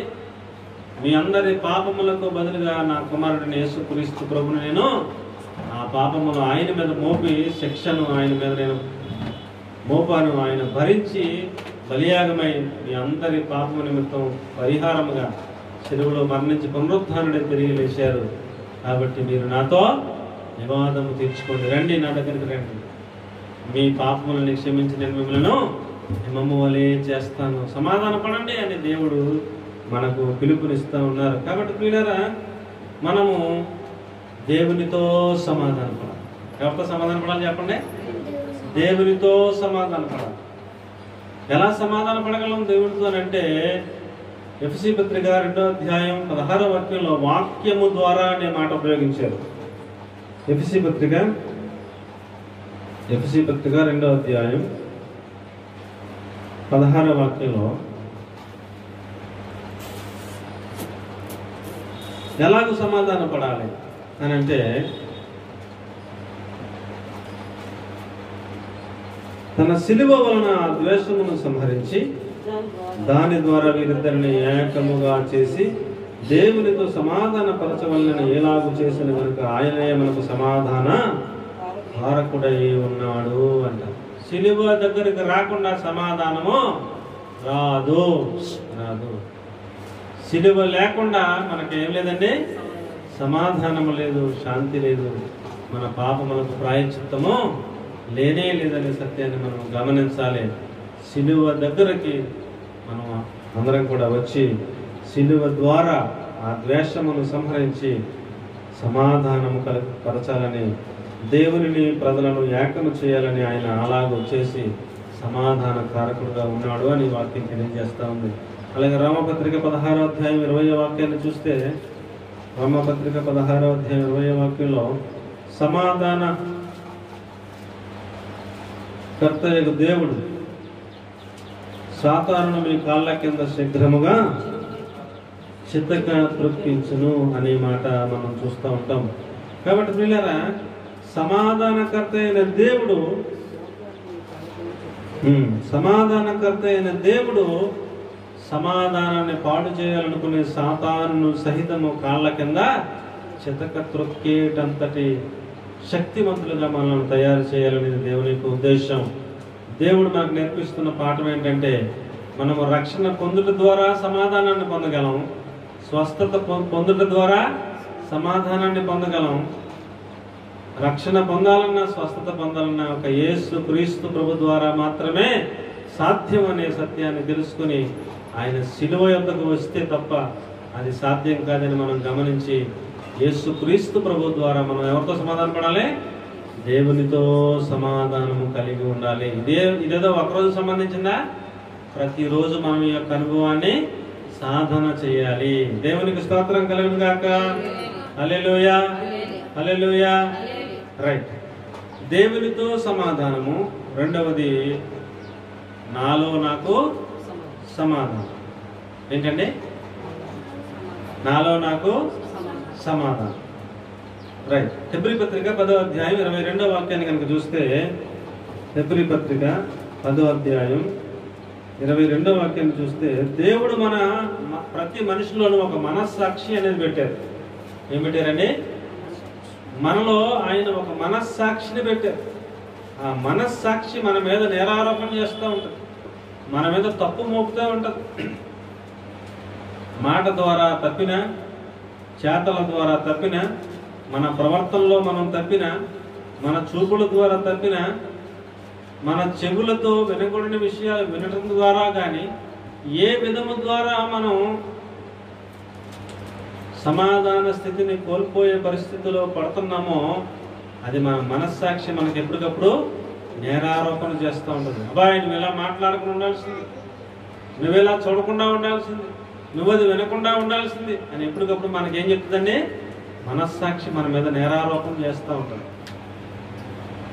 చదవండి. హెబ్రీ పత్రిక 10వ అధ్యాయం 22వ వాక్యం. మనస్సాక్షికి కల్మషము తోచకున్నట్లు ప్రోక్షింపబడిన హృదయములు గలవారమును, నిర్మలమైన ఉదకముతో స్నానము చేసిన శరీరములు గలవారమునయుండి, విశ్వాస విషయంలో సంపూర్ణ నిశ్చయిత కలిగి యథార్థమైన హృదయముతో మనము దేవుని సన్నిధానమునకు చేరుదము అంటారు. దేవుని సన్నిధానానికి చేరాలి అని అంటే ఏమండి? నిర్మలమైన ఉదకము. ఏం ఉదకం అంటండి? నీళ్లు. ఉదకము అనగా నీళ్లు. ఆ నీళ్లు ఎలాంటి నీళ్ళు అంట? నిర్మలమైన నీరు. వాక్యాన్ని పాలతో పోల్చారు ఒక చోట. ఏమండి? వాక్యాన్ని నీళ్లతో పోల్చారు ఒక చోట. నిర్మలమైన, మామూలు ఉదకం కాదు, మామూలు నీళ్ళు కాదు, నిర్మలమైనది దేవుని వాక్యం మాత్రం. దేవుని వాక్యం ఎలాంటిదండి? నిర్మలమైనది, శుద్ధమైనది, పరిశుద్ధపరిచేది. అయితే దేవుని వాక్యము ద్వారా మనం నిర్మలమైన ఉదకము ద్వారా స్నానము చేసిన వారమై, అలాంటి శరీరాలు కలిగిన వారమై, లోపల మనస్సాక్షికి కూడా ఏం కలగకూడదంట? కల్మషము తోచకుండానట్లు. అంటే మన మనస్సాక్షి మనల్ని గద్దించేటంత తప్పు మనం చెయ్యం. ఏ చిన్న పొరపాటు కూడా చేయకుండా మనం అంత పరిశుద్ధంగా జీవిస్తే మనస్సాక్షి మనలను నేరారోపణ చేయలేనంతగా మన సిద్ధపాటు ఉండాలనేది ప్రభు యొక్క ఉద్దేశం. కాబట్టి ప్రియులారా, నాలో నాకు ఎల్లప్పుడూ ఏముండాలి? సమాధానం ఉండాలి. సమాధానం ఉండాలని అంటే మనస్సాక్షికి కల్మషము తోచకుండా జీవించాలి. ఒకవేళ ఏదైనా తప్పు జరిగిపోయింది అనుకోండి, మనస్సాక్షి ఏం చేస్తా ఉంటుందో పక్క నుంచి, అబ్బాయి ఇలా జరగకుండా ఉండాల్సింది, ఇలా చేయకుండా ఉండాల్సింది, ఇలా మాట్లాడకుండా ఉండాల్సింది, పొరపాటున కోపంలో అనేసాను అని మనస్సాక్షి బాగా నొచ్చుతూ ఉంటుంది. మనస్సాక్షి నొప్పించిన నాలో నాకు సమాధానం కావాలన్నా తిరిగి నేనేం చేయాలి? దేవుని దగ్గరికి వెళ్ళాల్సింది. ప్రభువా, ఇలాగ అనకుండా ఉండాల్సింది అనేసాను, మన్నించిన ఆయన క్షమించి ప్రభు, నాలో నాకు సమాధానాన్ని ప్రభుని మరలా ఎవరిని అడగాలి? దేవుని అడగాల్సింది. దేవునితో సమాధానం కలిగి ఉండాలి. తర్వాత నాలో నాకు కూడా సమాధానం కలిగి ఉండాలి. మనస్సాక్షికి అసలు కల్మషము తోచకుండానట్లు అనే పదాన్ని ఉపయోగించారు. మనస్సాక్షి చాలా స్మూత్గా ఉంటుంది. చిన్నప్పుడు చెప్తూ ఉండేవారు సండే స్కూల్లో. ఆ మనస్సాక్షి అలా చెప్పగానే వినాలి. మనస్సాక్షి చెప్పగానే వినాలి. వింటే వెంటనే సమాధాన పడిపోతూ ఉంటాం. ఒక్కొక్కసారి మనస్సాక్షి చెప్పినా మనం ఏం చేస్తామంటే వినం, అలాగే అనిపిస్తూ ఉంటుంది అని కొంచెం అశ్రద్ధ చేస్తూ ఉంటాం. ఈ మనస్సాక్షి చెప్పి చెప్పి చెప్పి చెప్పి చెప్పి కొంతకాలానికి ఏమైపోతాయి? మొద్దుబారిపోద్ది, కఠినమైపోద్ది. ఇక చిన్న చిన్న తప్పులు అది చెప్పటం మానేస్తుంది అన్నమాట. మనస్సాక్షి మొద్దుబారిపోయేటట్టుగా కొంతమందికి అయితే వాత వేయబడిన మనస్సాక్షి అయిపోతుందంట. ఏమైపోతుందంటే వాత వేయబడిన మనస్సాక్షి అయిపోతుందంటే రాయబడింది. మన మనస్సాక్షిని మనము కల్మషము తోచకున్నట్లుగా ఉండేటట్టు చూసుకోవాలి. నాలో నాకు ఎల్లప్పుడూ సమాధానం కలిగి ఉండేటట్టుగా నా సిద్ధపాటు ఉండాలి. ఆమేన్, హల్లెలూయా. దేవునితో సమాధానం, అలాగే నాలో నాకు కూడా ఏముండాలి? సమాధానం ఉండాలి. సమాధానం లేకుండా ఏదైనా మనస్సాక్షి ఒక ప్రశ్న సంధిస్తే వెంటనే ఆ ప్రశ్నకు నేను జవాబు చెప్పేయాలి, వెంటనే దాన్ని సరి చేసుకోవాలి. అలాంటి సిద్ధపాటు మనం అందరం కూడా కలిగి ఉండాలి. ప్రతి వారికి కూడా తమ మనస్సాక్షి చెప్తుంది. ప్రతి వారికి తమ మనస్సాక్షి చెప్తుంది. ఎవరు చెప్పట్లేదు. పరిశుద్ధాత్మ దేవుడు మనలో మనస్సాక్షి నుంచే, ఆ మనస్సాక్షి ద్వారా దేవుడు మనతో మాట్లాడుతూ ఉంటారు. అనుకోకుండా ఇది చూసేసాను చూడకుండా ఉండాల్సింది, అనుకోకుండా ఈ మాట అనేసి అనకుండా ఉండాల్సింది, అనుకోకుండా అక్కడికి వెళ్ళాను అక్కడికి వెళ్ళకుండా ఉండాల్సింది, అక్కడ ఆ మాటలు విన్నాను అది వినకుండా ఉండాల్సింది అని మనలో మనకి బాధ కలుగుతూ ఉంటుంది. ఎవరు మనల్ని ఏమనరు, తక్కువ ఎవరు చూడరు, ఎవరు మనల్ని ఏమనరు. కానీ మనలో మనకి ఏముంటుందండి? మనస్సాక్షి చేత గద్దెంపబడుతూ ఉంటాం. ఆ గద్దెంపబడినప్పుడు వెంటనే లోబడి దాన్ని సరి చేసుకునే లక్షణం ఉండాలి. మనస్సాక్షి మొద్దుబారిపోయేటట్టుగా నిర్లక్ష్యం చేయకూడదు. అలాగనే మన సిద్ధపాటు ఉన్నట్లయితే మనలో మనకి ఏముంటుందండి? ఎల్లప్పుడూ సమాధాన స్థితి. మనస్సాక్షికి కల్మషము తోచదు. ఎప్పుడప్పుడు సరి చేసుకుంటా ఉంటే మనస్సాక్షికి కల్మషము తోచకున్నట్టు నిర్మలమైన ఉదకముతో స్నానాలు చేసిన వారమై ఎల్లప్పుడూ మనము సాధన చేయాలి. ఏం చేయాలండి? సాధన చేయాలి. భక్తి సాధన చేయాలి. ప్రభువా నా పాపాలు క్షమించానంటే అయిపోలేదు. ఒకసారి మారమనసు పొందేశానంటే అయిపోలేదు. ఎల్లప్పుడూ ఎప్పటికప్పుడు ఏ రోజుకు ఆ రోజు మనం ఏం చేయాలంట? సాధన చేయాలి. ఈ యొక్క లోక శక్తులు మన మీద లోక శక్తులతో మనకి ఎల్లప్పుడూ పోరాటం. ఏ విధము చేతనైనా భక్తిలో నుంచి బయటకు లాగాలని లోక శక్తులు మన మీద ప్రయత్నాలు చేస్తూ ఉంటే మనం ఎల్లప్పుడూ కూడా ఆయనతో సమాధానం కలిగి ఉంటాం. మనం ఏం చేయాలి? సాధన చేస్తాం. నాలో నాకు ఎల్లప్పుడూ సమాధానం కలిగి ఉండాలి. నా మనస్సాక్షిని నిందించకుండా నేను చూసుకోవాలి. ఒకవేళ నిందిస్తే వెంటనే సరి చేసుకునే లక్షణం ఉండాలి. అది నాలో నాకు ఎల్లప్పుడూ సమాధానం కలిగి ఉండాలి. ఫిబ్రవరి పత్రిక 9వ అధ్యాయం 14వ వాక్యాన్ని కనుక చూస్తే ప్రియులారా,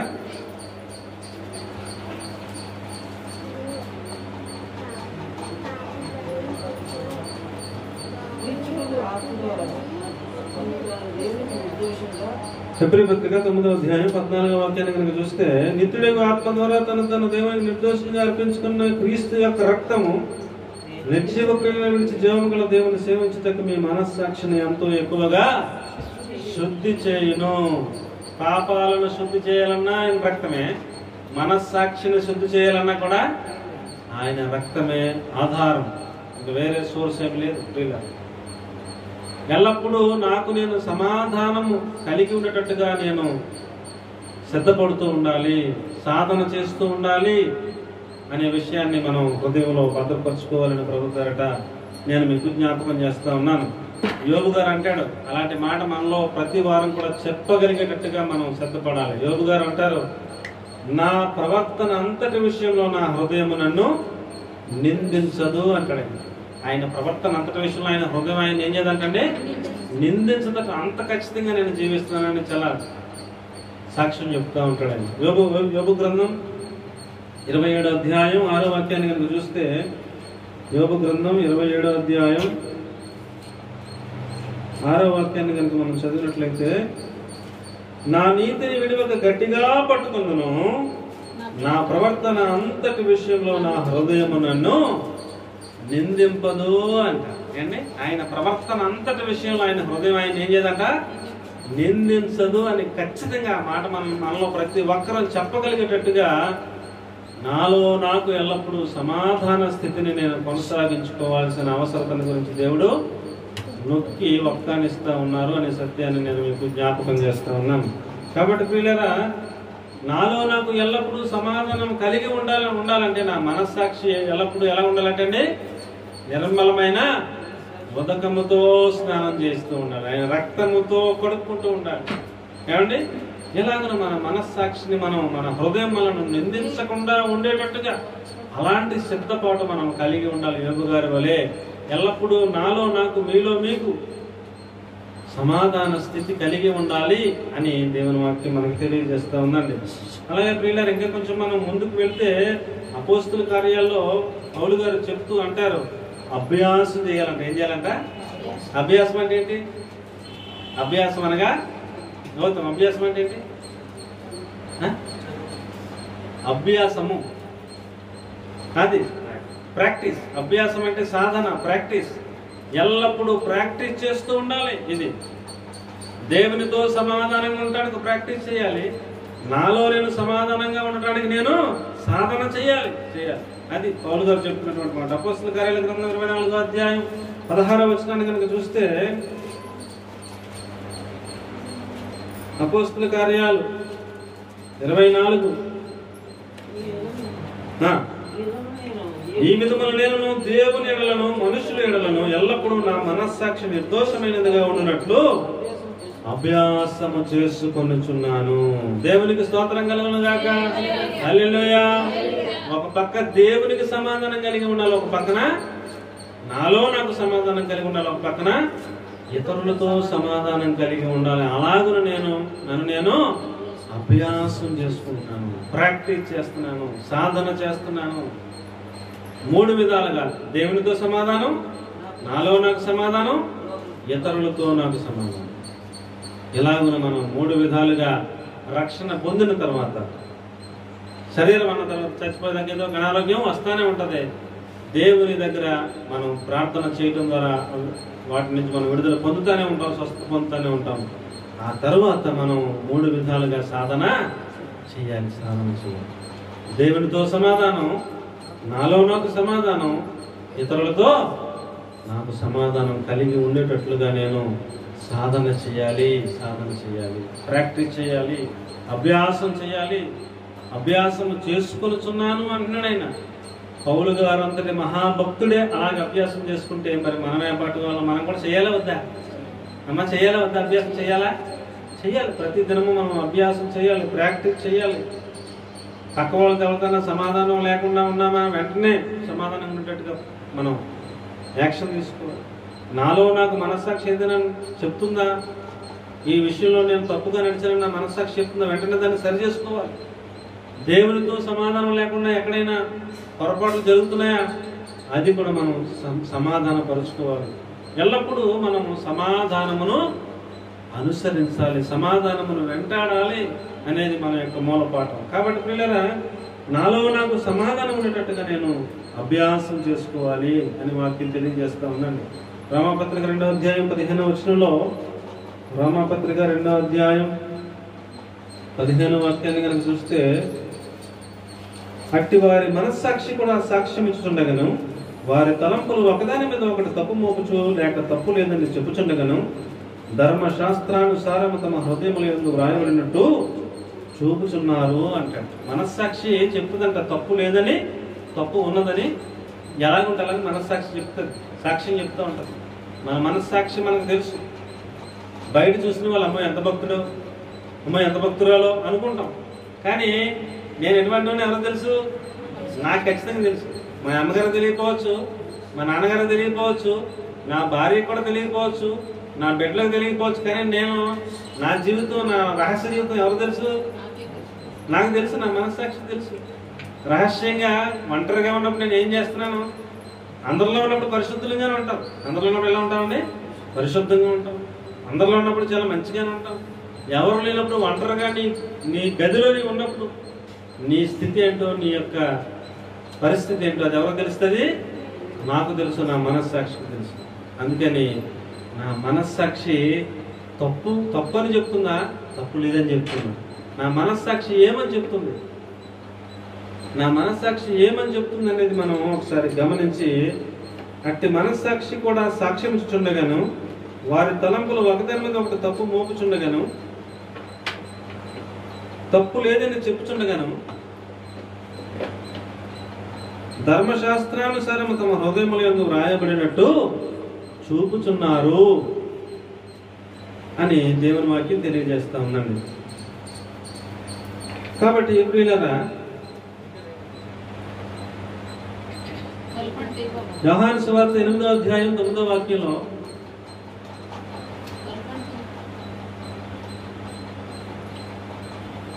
యోహాను సువార్త 8వ అధ్యాయం 9వ వాక్యం కనుక మనం చూస్తే,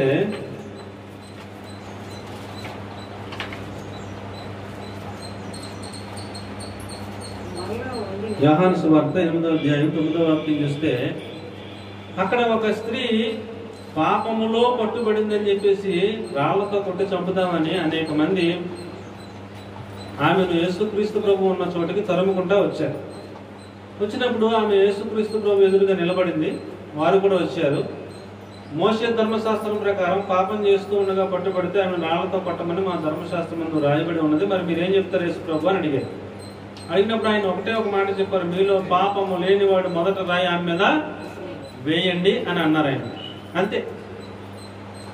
అప్పుడు ఆ మాటకి వాళ్ళ మనస్సాక్షి చేత వాళ్ళు ఏమయ్యారట, గద్దించబడిన వారై అని రాయబడింది. చదవన్నమాట. వారు ఆ మాట విని కొన్ని ప్రాచీన ప్రతులలో మనస్సాక్షి చేత గద్దింపబడిన వారై అని కూర్చబడి ఉన్నది. పెద్దవారు మొదలుకొని చిన్నవారి వరకు ఒకని వెంట ఒకడు బయటికి వెళ్ళిది, యేసు ఒక్కడే మిగిలిను అని రాయబడింది. చంపుదామని రాళ్ళు పట్టుకుని వచ్చిన వాళ్ళు ఆయన అన్నమాట ఒకటే, మీలో పాపము లేని వాడు మొదట రాయి మీద వేయండి అనగానే ఎవరి మట్టుకు వాళ్ళకి తెలుస్తుంది కదా. తక్కువ తెలియపోవచ్చు, నువ్వు పాపం చేస్తున్నావో చేయట్లేదు, నువ్వు చాలా పరిశుద్ధులు అనుకుంటాడు ఆయన. కానీ నువ్వు పాపం చేసావు లేదు ఎవరు తెలుసు? నాకు తెలుసు, నా మనస్సాక్షికి తెలుసు. వెంటనే మనస్సాక్షి చెప్తుంది, నువ్వు పలానా పాపం చేసావుగా, నువ్వు ఎలాగెత్తావు రాయ అనగానే అవును అని చెప్పేసి రాయకు వదిలేసి వెళ్ళిపోతాడు. ఆయన తర్వాత ఇంకొక ఆయన మొత్తం అందరూ వెళ్ళిపోయారు. చిన్నపిల్లలు మొదలుకొని పెద్దల వరకు వచ్చిన వాళ్ళు అందరూ కొంటారు రాళ్ళకు వదిలేసి వెళ్ళిపోయారు. ఎవరు చెప్పారు వాళ్ళకి వెళ్ళిపోమని? మనస్సాక్షి చేత గద్దించబడ్డారు వాళ్ళు. ఎవరు ఎలా జీవితాన్ని జీవిస్తున్నారో ఎవరు తెలుసు? వాళ్ళ మనస్సాక్షికి తెలుసు. వాళ్ళ మనస్సాక్షి వాళ్ళని గద్దిస్తుంది, వాళ్ళ మనస్సాక్షి వాళ్ళకి చెప్తుంది. వెంటనే లోబడిన వారేమో సమాధాన స్థితి కొనసాగించుకుంటారు, లోబడిన వాళ్ళేమో సమాధాన స్థితిని పోగొట్టుకుంటారు, కోల్పోతారు. కాబట్టి పిల్లరా, మన మనస్సాక్షి మనకు చెప్పిన వెంటనే మనం లోబడినట్లయితే, నిర్మలమైన ఉదకముతో స్నానం చేయగలిగితే, ఆయన రక్తము ద్వారా మన మనస్సాక్షిని ఎంతో ఎక్కువగా శుద్ధి చేసుకునే అవకాశం ఉందని మనకు తెలిసి ఆయన శరణు వేడితే మనలో ఎల్లప్పుడూ కూడా ఏముంటుంది? సమాధానము కలిగి ఉంటుంది. మనం ఎల్లప్పుడూ సంతోషంగా ఉంటాం, సమాధానంగా ఉంటాం. ఏ పరిస్థితులు ఎలా ఉంటాం? మనం ఎలా ఉంటామండి? సమాధానము కలిగి ఉంటాం. దేవునితో సమాధానము, అలాగే నాలో నాకు సమాధానము కలిగి ఉండటం మనం సాధన చేయాలి, అభ్యాసం చేయాలి, ప్రాక్టీస్ చేయాలి అని ప్రభు పేరట నేను మీ అందరికి కూడా మనవి చేస్తూ ఉన్నాను. అలాగే మూడవదిగా ఒకరితో ఒకడు సమాధానము కలిగి ఉంటా. అందరూ చెప్పండి, ఒకరితో ఒకడు సమాధానము కలిగి ఉండుట. మన బంధువులు కావచ్చును, మన స్నేహితులు కావచ్చును, మన యొక్క సంఘస్థులు కావచ్చును, లోకస్తులు కావచ్చును, అందరితోనూ మనం ఎలా ఉండాలట? సమాధానము కలిగి ఉండాలి. ఏదైనా చేదైన వేరుంటే వెంటనే తీసేసుకోవాలి, ఏదైనా మనస్పర్ధలు ఉంటే వెంటనే తీసేసుకోవాలి, ఏదైనా కలహం ఉంటే వెంటనే క్షమించేయాలి. పోయిన వారం క్షమించడం వరకే వచ్చాం. ఈ వారం ఇంకా కొంచెం ముందుకు లోతుకి వెళ్ళి అవసరమైతే మనమే వెళ్ళి, మన తప్పు కాదు కానీ మనమే వెళ్ళి వాళ్ళతో ఏం చేయాలంట? సమాధాన పడాలట. చాలా కష్టమైన పరిస్థితి, చాలా కష్టమైన పరిస్థితి. అయినా దేవుడు ఆజ్ఞ కనుక మనం ఏం చేయాలంటే, ఏది ఏమైపోయినా అంతా అనవసరం, మనకి ఏముండాలా? సమాధానం ఉండాలంతే. అదే మన ఆసక్తి ఏంటంటే మనము సమాధానంగా ఉండాలి. ఇక అహం అన్నీ కూడా పక్కన పెట్టాలి. నేను ఆడ దగ్గరికి వెళ్తాను, ఆడైనా దగ్గరికి వస్తే అప్పుడు సమాధానం పడతాను అనుకుంటారు. ఎవరైనా అనుకుంటారు. నేను ఆడ దగ్గరికి సమాధానం పడుతూ పెట్టి ఆడైన దగ్గరికి వచ్చి తప్పు అయిపోయిందంటే అప్పుడు క్షమించేస్తాం, సమాధానం పడతాం అనుకుంటారు. కానీ ఆయన ఎప్పుడు వస్తాడు అవతలే మనకు, అప్పుడు దాకా మనం సమాధానం లేకుండా ఉండాలి కదా. ఆ బాధ మనం తట్టుకోలేము. అందుకని వెంటనే నీవు ప్రార్థన చేయనప్పుడు నీ మీద ఎవరికో వ్యతిరేక భావం ఉందని నీకు గుర్తొస్తే, వాళ్ళ మీద నీకు వ్యతిరేక భావం కాదు, నీ మీద ఇంకొకరికి వ్యతిరేక భావం ఉందని నీకు గుర్తొస్తే నీ అర్పణ అక్కడ విడిచిపెట్టి ముందెళ్ళి అతనితో సమాధాన పడు అనే వాక్యం మనకి జ్ఞాపకం రావాలి. ప్రతి వారితోనూ ఎల్లప్పుడూ మనం సమాధానము కలిగి ఉండడానికి ప్రయత్నం చేయాలి, సాధన చేయాలి, ప్రాక్టీస్ చేయాలి, అభ్యాసం చేయాలి. ప్రియులారా, యెహెజ్కేలు గ్రంథం 13వ అధ్యాయం, యెహెజ్కేలు గ్రంథం 13వ అధ్యాయం 10వ వచనం. ఈ దినాల్లో జనులు ఎలా ఉన్నారనంటే లోపల మాత్రం కోపం ఉంటుంది. లోపల ఏముంటుందండి? లోపల కోపం ఉంటుంది, లోపల ఏదో ఏదో ఉంటుంది, బయటకు మాత్రం ఎంత ప్రేమో. అలా బ్రదర్, ఇలా బ్రదర్, రైతులాడు బ్రదర్, రైతులాడు సిస్టర్ అని ఇంకా ఎంత బాగా మాట్లాడతారంటే, అమ్మ ఇంత మంచోళ్ళు, ఎంత బుద్ధిమంతులు, ఎంత సమాధాన పరులు ఎవరు కూడా ఉండరు అన్నట్టుగా, నటన అన్నట్టుగా, మనంత భక్తి పరులు ఉండరు అన్నట్టుగా మనం మాట్లాడుతూ ఉంటాం, ప్రవర్తిస్తూ ఉంటాం, యాక్టింగ్ చేస్తుంటాం. యెహెజ్కేలు గ్రంథం 13వ అధ్యాయం 10వ వచనం. సమాధానమేమీ లేకపోయినాను వారు సమాధానమని చెప్పి నా జనులను మోసపుచ్చుతున్నారు. నా జనులు మంటి గోడను కట్టగా వారు వచ్చి దాని మీద గచ్చపోతను పోస్తారు. గచ్చుపోత పూసేదరు. సమాధానం ఏమీ లేదంట. లేకపోయినా సరే ఉన్నట్టుగా వాళ్ళ మట్టి కూడా కట్టేస్తే దాని మీద ఏం చేస్తారంట? గచ్చుపోత పూసేస్తారు. అంటే సిమెంట్తో గచ్చు చేశారు కదా, ఇది గచ్చు పైన ఉంది కానీ లోపల ఏముంది? మట్టి గోడే. లోపల ఏముందండి? లోపల మట్టి గోడే, పైన సిమెంట్ చేసేసరికి ఎలా ఉందంటే భయ ఎంత బలంగా ఉందో అనుకుంటారు. కానీ లోపల ఏముంది? లోపల నుంచి సిమెంట్ లేదు, లోపల నుంచి గట్టిదనం లేదు, సమాధానం అసలే లేదు. లేకపోతే సరే బయటికి మాత్రం ఎలా ఉంటుందంట? అబ్బా లోపల నుంచి సిమెంట్తో కట్టినట్టుగా గచ్చుపోతారు. ఎంత బాగా యాక్టింగ్ చేస్తామంటే, ఎంత బాగా నటిస్తామంటే. పిల్లరా, మనం అలాగును మనం ఉండక ఇతరులతో కూడా ఒకరితో ఒకడు ఎలా ఉండాలంటే సమాధానము కలిగి ఉండాలి. ఒకరితో ఒకడు కనపడగానే ప్రయత్నాడు బ్రదర్ అని అలాగెలగానే ఇదా బాబు అలాంటాడు అలాంటాడు అని చెప్పేస్తుంటారు. వాళ్ళ మీద బోల్డ్ అని మాటలు చెప్పారు. కనపడగానే ప్రయత్నం బ్రదర్ బాగున్నారా అని చాలా బాగా మాట్లాడు. ఇలాగున మనం ఉండక మనము సమాధానము కలిగి ఉండటానికి, ఉన్నట్టుగా సమాధానము కలిగి ఉండటానికి మనం సాధన చేయాలి. ఒకరితో ఒకడు సమాధానము కలిగి ఉంటాడు. అవునంటే అవును, కాదంటే కాదన్నట్టుగా మన సిద్ధపాటు మనకు ఉండాలి. దేవునితో సమాధానము, నాలో నాకు సమాధానము, అలాగే ఒకరితో ఒకరికి సమాధానము కలిగి ఉన్నట్టుగా మన అభ్యాసం ఉండాలి, మన సాధన ఉండాలి. ఏమండి, మన యొక్క ప్రాక్టీస్ ఉండాలని ప్రభు పేరట నేను మీకు జ్ఞాపకం చేస్తాను. మత్తయి సువార్త 5వ అధ్యాయం 24వ వాక్యాన్ని కనుక చూస్తే, మత్తయి సువార్త 5వ అధ్యాయం 24వ వాక్యంలో చూస్తే ప్రియులారా, 23వ వచనం కూడా, కాబట్టి నీవు బలిపీఠముల వద్ద అర్పణము అర్పించుచుండగా నీ మీద నీ సహోదరునికి విరోధమేమైనను కాదని అక్కడ నీకు జ్ఞాపకం వచ్చినలా అండి.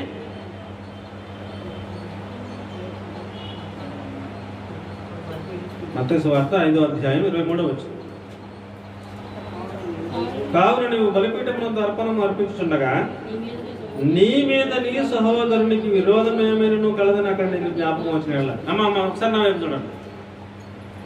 ఆయన మీద నాకు లేదు విరోధం, నేను బలిపీఠం దగ్గర అర్పణ అర్పిస్తున్నాను.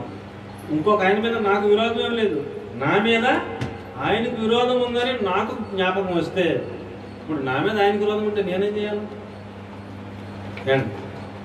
నా మీద ఎవరికో విరోధం ఉంది, ఆయనకు విరోధం ఉందని నాకు జ్ఞాపకం వచ్చింది అర్పణ అర్పిస్తూ ఉండగా, అప్పుడు నేను ఏం చేయాలంటే చదవండి, అక్కడ బలిపీఠం ఎదుటనే అర్పణ విడిచిపెట్టి మొదట వెళ్ళి నీ సహోదరునితో సమాధాన పడము, అటు తర్వాత వచ్చి నీ అర్పణము అర్పించు. అంటే నేను ఎవరితో విరోధంగా ఉండను, ఎవరైనా నాతో విరోధంగా ఉన్నదని నాకు తెలిస్తే అప్పుడు కూడా వాళ్ళు వచ్చి నా దగ్గర క్షమాపణ అంటే అడిగే వరకు వెయిట్ చేయకుండా నేనే వెళ్ళి ఏం చేయాలంటే సమాధానం పడతాను.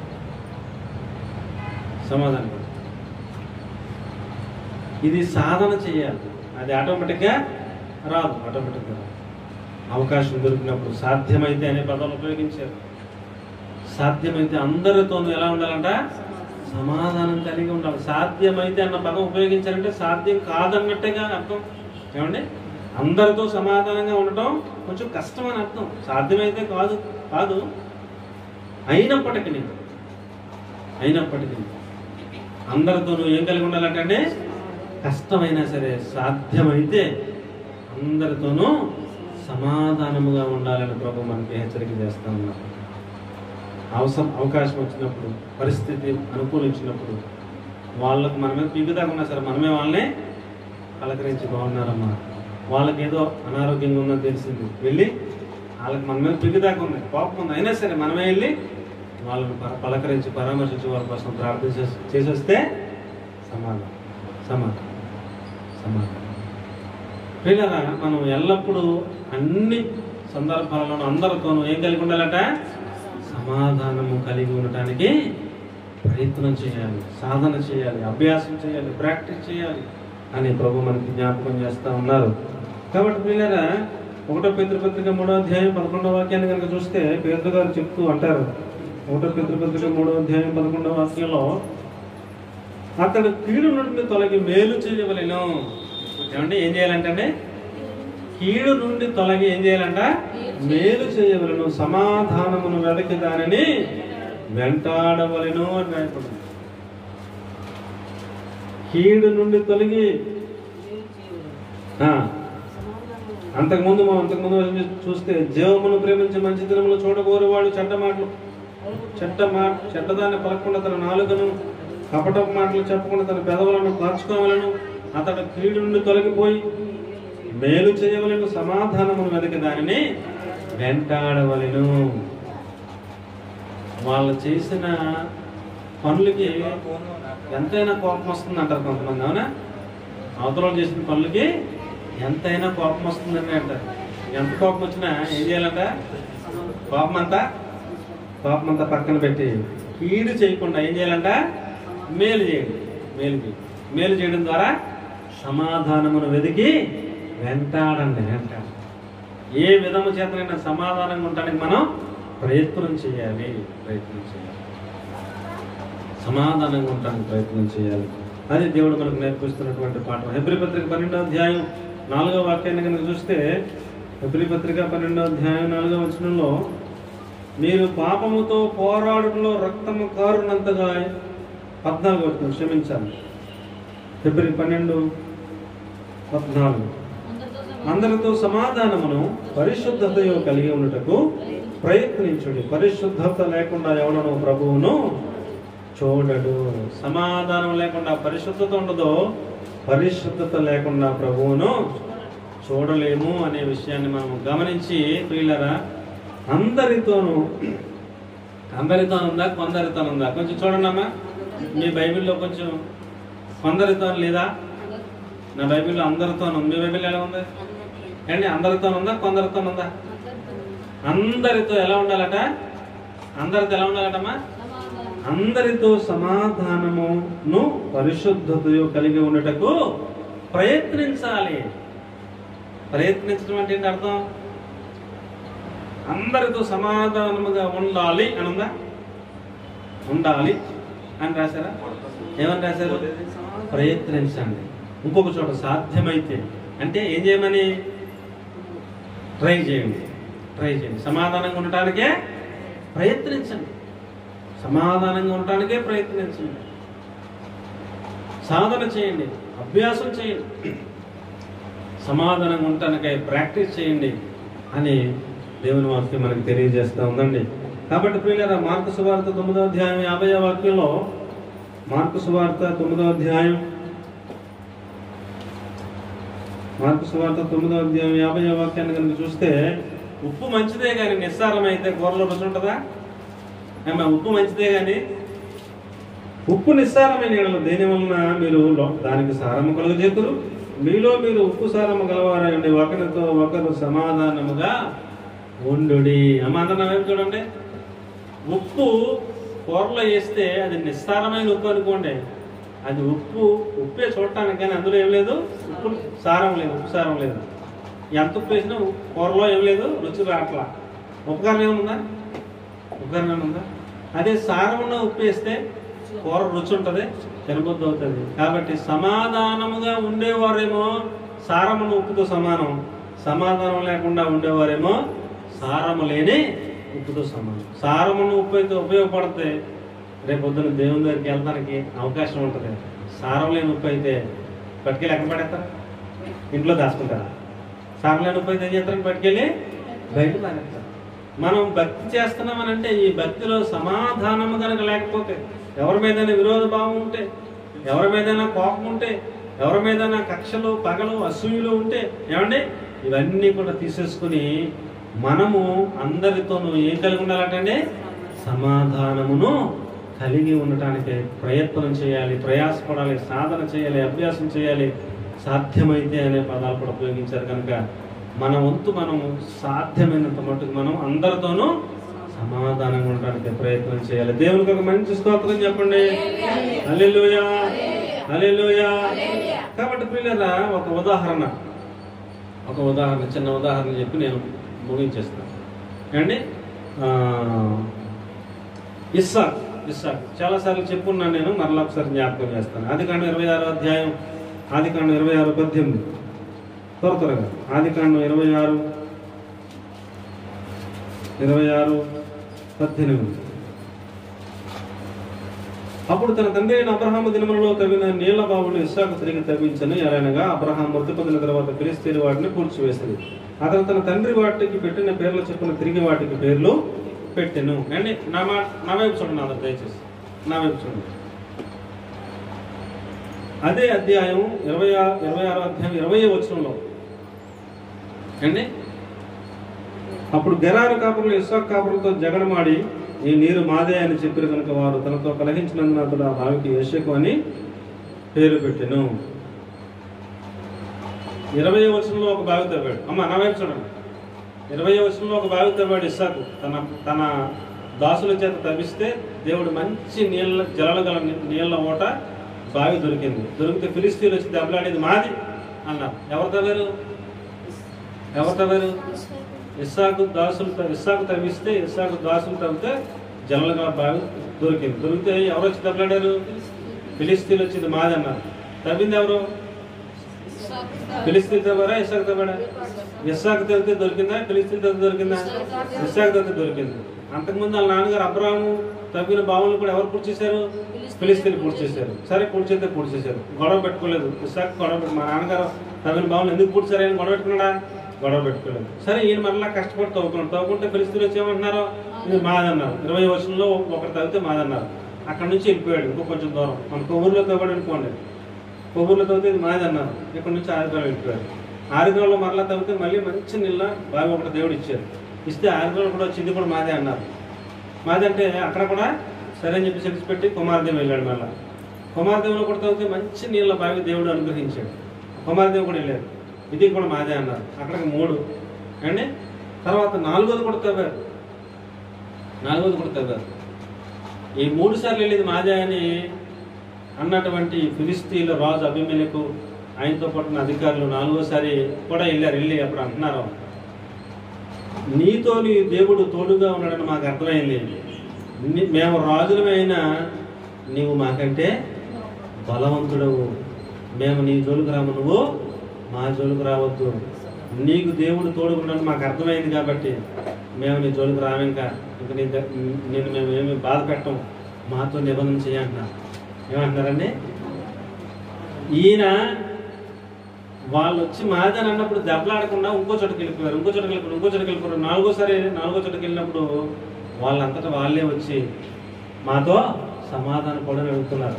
ఏమని అడుగుతున్నారండి? మాతో సమాధానం పడు, మాతో నిబంధన చేయి, మేము నీ జోలికి రాము.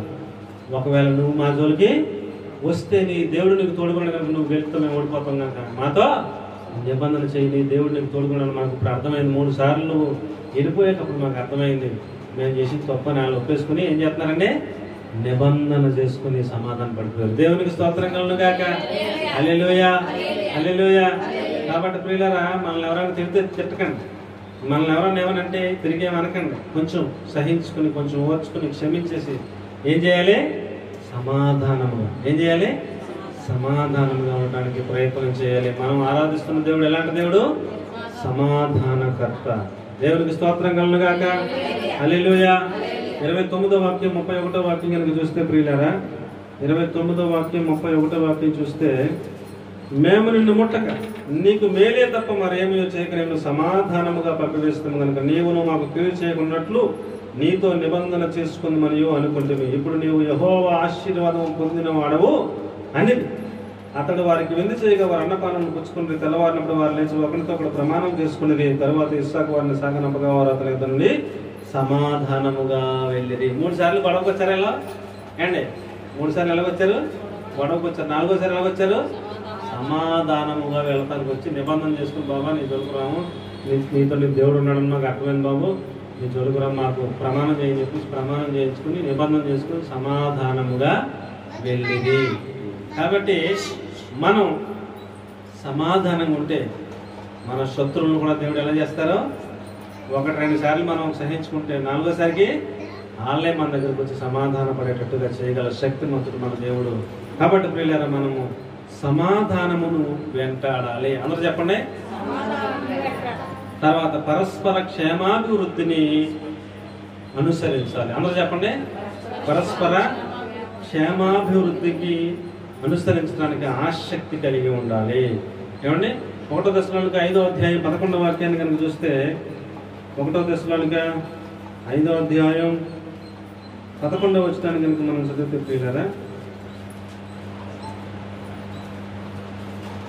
5:11 కాబట్టి మీరు ఇప్పుడు చేస్తున్నట్టుగానే ఒకరినొకడు ఆదరించి ఒకరికొకడు క్షేమాభివృద్ధి కలుగజేయుడి. అమ్మా ఏమని రాస్తుంది?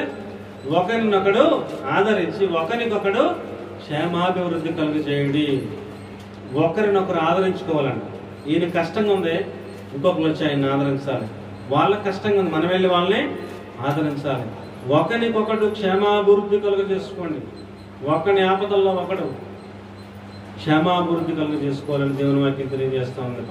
ఆ యొక్క అపోస్తలుల కాలంలో 10 ఎకరాలు ఉన్నాయన 1 ఎకరం ఉంచుకుని 9 ఎకరాలు అమ్మేసి పట్టుకొచ్చి డబ్బులు అపోస్తలు పాదముల వద్ద పెడితే అపోస్తలు ఏం చేస్తారంటే పేదలందరికీ ఆ డబ్బుని పంచిపెట్టేసి.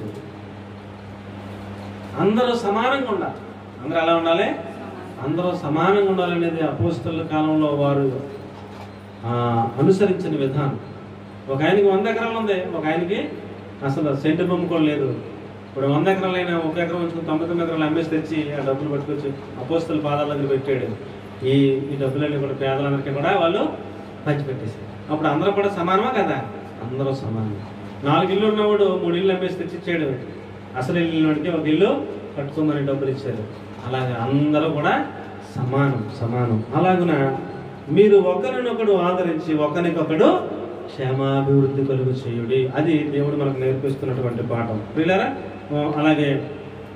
అలాగే ఎఫెసీ పత్రిక 4వ అధ్యాయం 16వ వాక్యం, ప్రేమయందు క్షేమాభివృద్ధి ఉండాలి. ఎఫెసీ పత్రిక 4:16. ఈ కార్యాలన్నీ చేయాలంటే మనలో ప్రేమ ఉండాలి. ముందుగా ఆయన శిరస్సై ఉన్నాడు, ఆయన నుండి సర్వ శరీరము చక్కగా అమర్చబడి తనలో ఉన్న ప్రతి అవయవము తన పరిమాణము చొప్పున పనిచేయుచుండగా ప్రతి కీలు వలన కలిగిన బలము చేత అతుకబడి ప్రేమ యందు తనకు క్షేమాభివృద్ధి కలిగినట్లు శరీరం అభివృద్ధి కలుగు చేసుకొనిచున్నది అంటాడు. క్షేమాభివృద్ధి కలగాలంటే ముందుగా ఏముండాలి? ప్రేమ ఉండాలి. ఏముండాలండి? ఒకరి ఎడలో ఒకరికి ఏముండాలమ్మా? ప్రేమ ఉండాలి. ఒకరి ఎడలో ఒకరికి ప్రేమ ఉండాలి. ఒకరి క్షేమాభివృద్ధిని ఒకరు కోరుకోవాలి. వాళ్ళు బాగుండాలని నేను కోరుకోవాలి, నేను బాగుండాలని అందరూ కోరుకోవాలి. ఒకరికొకరు ఆదరించుకోవాలి, ఒకరిని ఒకరు క్షేమాభివృద్ధి కలుగు చేసుకోవాలి. ఇది దైవ లక్షణం అని ప్రభు గారట నేను మీకు జ్ఞాపకం చేస్తా ఉన్నాను. రూతు గ్రంథాన్ని ఒకసారి చూస్తే, రూతు గ్రంథం 4వ అధ్యాయం 12వ వాక్యంలో, రూతు గ్రంథం 4వ అధ్యాయం 12వ వచనంలో కనుక మనం చూస్తే ప్రియులారా, రూతు గ్రంథం 4వ అధ్యాయం 12వ వాక్యంలో చూస్తే, ఎఫ్రాతాలో నీవు క్షేమాభివృద్ధి కలిగిన వాడవై బెత్లెహేములో నీవు ఖ్యాతి నందుదువు గాక, యెహోవా ఈ యవనరాలి వలన నీకు దయచేయు సంతానమును నీ కుటుంబమును తామారు యోధకు కన్నా పెరెసు కుటుంబం వలె ఉండును గాక అనేది. అంటే నా వైపు చూడండి ఒకసారి.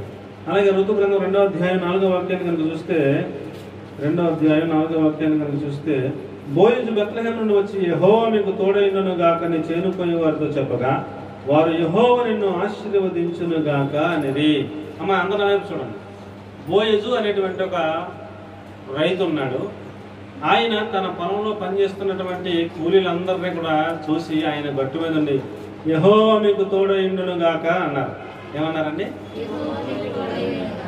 అంటే కూలీల యొక్క క్షేమాన్ని రైతు కోరుకున్నారు. ఏం కోరుకున్నారండి?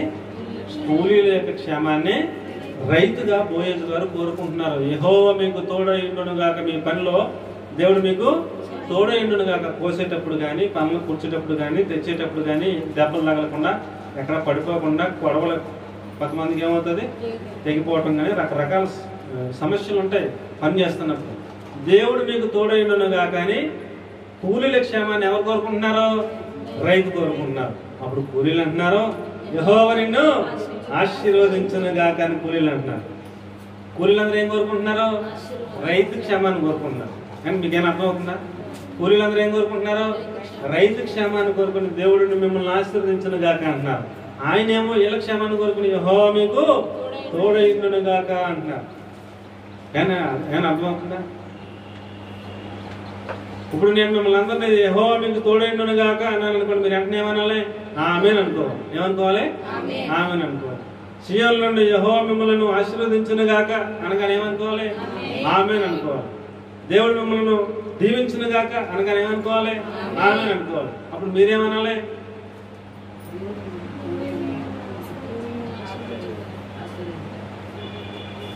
ఎన్ని ఆశీర్వాదాలన్నా మీకే, ఇక స్వార్థం అన్నమాట. అప్పుడు మీరేమనాలి? దేవుడు మిమ్మల్ని ఆశీర్వదించునుగాక అని మీరే అనాలి. నేనేమో మీరందరూ బాగుండాలని నేను కోరుకోవాలి, నేను బాగుండాలని మీరందరూ కోరుకోవాలి. అలాగే ఒకరినొకడు ఆదరించి ఒకరిని క్షేమాభివృద్ధి కొరకు ఒకడు ప్రార్థన చేయాలి, ఉపవాసం ఉండాలి అని చాలా వాక్యాలు మనకి దేవుడు తెలియజేస్తూ ఉన్నారు. అలాగే బోయజు వలె కూలి పని చేసుకునే వారి వల్ల ఒకరి క్షేమాన్ని ఒకరు కోరుకోవాలి. అలాంటి విషయాల మీద ఆసక్తి ఉండాలి. అలాంటి క్షేమాన్ని కోరుకోవడానికి మనం వెంటాడాలి, అనుసరించాలని ప్రభు వాక్యం తెలియజేస్తూ ఉంది. కాబట్టి ప్రియులారా, ఆదికాండం 18వ అధ్యాయం 26వ వాక్యాన్ని కనుక చూస్తే, ఆదికాండం 18వ అధ్యాయం 26వ వాక్యాన్ని కనుక చూస్తే ప్రియులారా, 26వ వాక్యాన్ని చూస్తే, యెహోవా సొదొమ పట్టణంలో 50 మంది నీతిమంతులు నాకు కనబడిన యెడల వారిని బట్టి ఈ స్థలం అంతటిని కాయుదును అనెను. అంటే చాలు, మీకు అర్థమైపోయింది అంటే ఆ మాట చెప్పేటప్పుడు మీకు అర్థమైంది. ఈ సందర్భం ఏ సందర్భం అంటే అబ్రహాము దేవునితో మాట్లాడుతున్నటువంటి సందర్భం, దేవుణ్ణి బతిమాలుతున్న సందర్భం, దేవుని దగ్గర ప్రార్థన చేస్తున్న సందర్భం. ఎవరి కోసం అమ్మా? ఎవరి కోసం ప్రార్థన చేస్తున్నాడు అబ్రహాం దేవునితో? ఎవరి కోసం అండి? ఎవరి కోసం? ఎవరి కోసం ప్రార్థన చేస్తున్నాడు? ఎవరి కోసం అండి? లోతు కోసం. ఎవరి కోసం? లోతు కోసం. లోతుని పెంచింది ఎవరో? అబ్రహాం పెంచాడు. లోతుకి పెళ్లి చేసింది ఎవరో? అబ్రహాము. లోతుకి అలాంటి ఆస్తి పాస్తులు కలిగినాయి అంటే ఎవరి వల్ల కలిగినాయి? అబ్రహాం వల్ల కలిగినాయి. లోతు చిన్నప్పుడే వాళ్ళ అమ్మ నాన్న చచ్చిపోయారు. లోతుని పెంచింది అబ్రహాము, పెద్ద చేసింది అబ్రహాము, పెళ్లి చేసింది అబ్రహాము, ఆస్తి పాస్తులు ఇచ్చింది అబ్రహాము. అలాంటి అబ్రహాముతో గొడవ పెట్టుకుని నీ కాపర్లకు నా కాపర్లకు మంచి గొడవ వచ్చింది కదా అని అంటే నువ్వు వేరే ఉంటే మంచిది అని అబ్రహాం గారు చెప్తే, హలో హలో నువ్వు వేరే ఉంటే మంచిదని అబ్రహాం గారు చెప్తే వెంటనే సొదొమకి వెళ్ళిపోయాడు. ఏమి కృతజ్ఞత లేకుండా వెంటనే సొదొమకి వెళ్ళిపోయాడు. సొదొమకి వెళ్ళిపోయిన తర్వాత సొదొమ గొమొర్రా మీదకి ఇతర రాజులు వచ్చి వీళ్ళని తెరదీసుకుని వెళ్ళిపోయినప్పుడు అప్పుడు కూడా లోతు క్షేమాన్ని కోరుకుని అబ్రహాం వెళ్ళి యుద్ధం చేసి లోతుని మరలా తీసుకొచ్చాడు. అబ్రహామును విడిచి వెళ్ళిపోయినా కూడా లోతు క్షేమాన్ని కోరుకున్నాడా లేదా? అబ్రహాం అండి కోరుకున్నాడు. తిరగబడినా లోతు క్షేమాన్ని కోరుకున్నాడు. అప్పుడు సొదొమ గొమొర్రాని నాశనం చేస్తే సాక్షాత్తు దేవుడే దిగి వస్తే, అయ్యో ప్రభు అక్కడ లోతు ఉన్నాడు, లోతుకు కుటుంబం ఉంది ప్రభు, ఒకవేళ 50 మంది ఉంటే కాపాడవా, 45 మంది ఉంటే కాపాడవా, ఒకవేళ 30 మంది ఉంటే కాపాడవా, ఒకవేళ 10 మంది ఉంటే కాపాడవని బతిమాలి ప్రార్థన చేసింది. ఎందుకోసం అండి? లోతు క్షేమంగా ఉండాలని. అవునా కదా అండి? ఎంత ప్రార్థన, అంత బ్రతిమలాంటి ప్రార్థన దేవునికి ఎందుకు చేస్తున్నాడు? తన ఇంట్లో పెరిగి తన ఇంట్లో నుంచి తనను ఎదిరించి వెళ్ళిపోయినా కూడా లోతు క్షేమాన్ని కోరుకుని అంత ప్రార్థన చేశాడు. అవునా కదా అండి? మన నుంచి విడిపోయినా కూడా, మన నుంచి మనకి కీడు చేసినా కూడా మనం ఏం కోరుకోవాలంటే వాళ్ళ క్షేమాన్ని కోరుకుని అంతటి ఆత్మీయులుగా మనం మారిపోవాలి. దేవునికి స్తోత్రం కలుగును గాక. హల్లెలూయా, హల్లెలూయా. కాబట్టి ప్రియులారా, ఇంకా కొంచెం మనం ముందుకెళ్తే ఎస్తేరు గ్రంథం 4వ అధ్యాయం 16వ వాక్యంలో ఎస్తేరు ఉపవాసం ఉన్నారు. ఎవరి కోసం? ఆవిడ కోసమా? ఆవిడ కోసమా అండి? రాణిగా ఉండి, రాణి ప్లేస్లో ఉండి సింహాసనం మీద కూర్చుని ఆమె ఎవరి కోసం ఉపవాసం ఉన్నారండి? యూదులందరి కోసం ఉపవాసం ఉన్నారు. ఆమె రాణి సింహాసనం దిగి గోనెపట్ట ధరించుకుని ఉపవాసం ఉండి తన తెలికత్తులతో పాటు 3 దినాలు ప్రార్థన చేసి ప్రాణాలను తెగించి రాజుగారి దగ్గరికి వెళ్ళారు. ఎందుకండి? ఎందుకు? యూదులందరి క్షేమాన్ని కోరుకుని ఆమె ఉపవాసం ఉన్నారు. దేవునికి మహిమ కలుగును గాక. హల్లెలూయా. ఎస్తేరు గ్రంథం 4:16 చదువుకుని ఇంటికి వెళ్ళిన తర్వాత, ఆ తర్వాత రోమాపత్రిక 15:2 చూస్తే, రోమాపత్రిక 15:2 చూస్తే మేలైన దాని యందు సంతోషపరచాలట ప్రతి వారిని. రోమ 15:2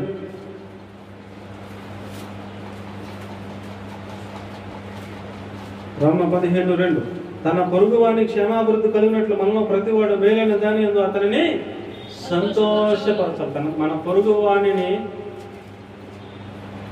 మన పొరుగువానికి క్షేమాభివృద్ధి కలిగేటట్లుగా మేలైన దాని యందు మనం అతన్ని సంతోష పెట్టాలి. దేవునికి స్తోత్రం కలుగును గాక. హల్లెలూయా, హల్లెలూయా. రోమాపత్రిక 9వ అధ్యాయం 3వ వాక్యంలో చూస్తే పౌలు గారు అంటారు, రోమాపత్రిక 9వ అధ్యాయం 3వ వాక్యం, నా స్వజనులందరూ రక్షణ పొందకపోతే నేను పరలోకం వెళ్తే నాకు సంతోషం ఏంటని అడుగుతున్నాడు. రోమాపత్రిక 15:2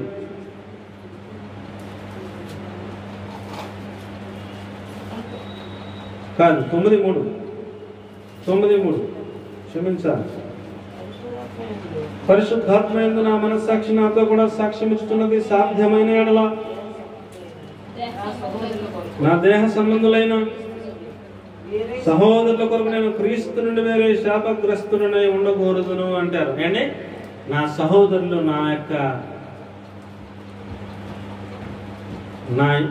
నా బంధువులందరూ కూడా రక్షణ పొందకపోతే వారి కోసం నేను క్రీస్తు నుండి వేరే శాపగ్రస్తుడనై ఉండకూడదును. అంటే వాళ్ళ రక్షణ పొందకుండా ఉంటే నేను పరలోకి వెళ్ళి నాకు ఉపకారం ఏంటి అన్నట్టు అనమాట. అంతగా ఆయన తను అప్పగించుకుంటున్నారు. తన కుటుంబం వారు అందరూ కూడా తన వంశపు వారు అందరూ కూడా తన యొక్క ఇశ్రాయేలు అందరూ కూడా రక్షణ పొందాలి అనేది ఆయన యొక్క ఆకాంక్ష. వారందరి క్షేమాన్ని కోరుకుని వారు పరలోక రాజ్యం వెళ్ళకపోతే నేను సుఖం ఏంటి అన్నట్టుగా మాట్లాడుతున్నాను. అందరి క్షేమాన్ని కోరుకుంటున్నాడు అండి. అందరి క్షేమం కోసం అవసరమైతే నేను పరలోకి వెళ్ళి నాకు ఆనందం ఏంటి అన్నట్టుగా మాట్లాడుతున్నాను. మోషే గారి గురించి కూడా చూడండి, ఆయన కూడా మంచి మాట చెప్తారు. మోషే 32:32 నిర్గమ 32:32 నిర్గమ 32:32 అయ్యో నీవు వారి పాపమును ఒకవేళ పరిహరించుదువా, లేని ఎడల నీవు రాసిన నీ గ్రంథంలో నుండి నా పేరు తుడిచివేయమని బ్రతిమాలుకును చున్నాను అని మోషే గారు ప్రార్థన చేస్తున్నానండి. అయ్యో నీవు ఇశ్రాయేలు పాపములను పరిహరించకపోతే నీవు రాసిన గ్రంథం నుంచి నా పేరు తుడిచేయి ప్రభు అంటున్నాడు. నీవు వారి పాపాన్ని పరిహరించకపోతే వారందరూ నాకు వెళ్ళిపోతే నేను మాత్రం పరలోకపోతే నాకు ఆనందం ఏంటి ప్రభు, నేను రాను అన్నట్టు అనమాట మాట్లాడుతున్నాను. అంటే ఇశ్రాయేలు అందరి క్షేమాన్ని వారు కోరుకుంటున్నారు. అది అవసరమైతే నేను కూడా రాను వాళ్ళు రాకపోతే అన్నట్టుగా. అప్పుడు దేవుడు అంటారు, ఎవడు తప్పు చేస్తే ఆడే నరకం అంటారు, నువ్వెందుకు వెళ్తావు, నువ్వు పరలోకం వస్తావు అని దేవుడు అంటే అల్పకాలం కాదు, వారి పాపాన్ని పరిహరిస్తేనే నేను వస్తానండి. బాబు మీతో ఎలాగరా బాబు, సర్లే వాళ్ళని క్షమిస్తానులే అన్నాకనే ఊరుకోలేదు మోషే.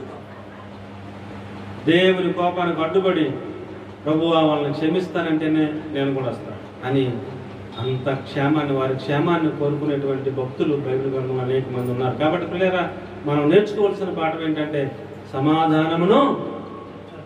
సమాధానమును కలిగి ఉండాలి. అలాగే పరస్పర క్షేమాభివృద్ధిని కలిగి ఉన్నటకు మనము ఆసక్తితో మనము అనుసరించాలి, లేక వెంటాడాలి అనే వాక్యాన్ని ఆధారంగా చేసుకుని మనము అలాగున మనం సిద్ధపడినట్లుగా పరిశుద్ధాత్మ దేవుడు తన ఆత్మకార్యాన్ని మనందరిలో జరిగించును గాక. ఆమె చిన్న ప్రార్థన చేసుకుందాం. మహాపరిశుద్ధమైన మా ప్రియ పరలోకపు తండ్రి, మీకు వందనాలు.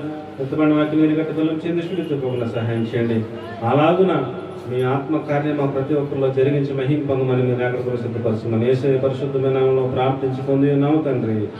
ఆమెను ప్రభు మిమ్మల్ని అందరిని ఆశీర్వదించును గాక. అందరూ మోకరించి ప్రార్థన చేయండి. ఇలాగా Amen.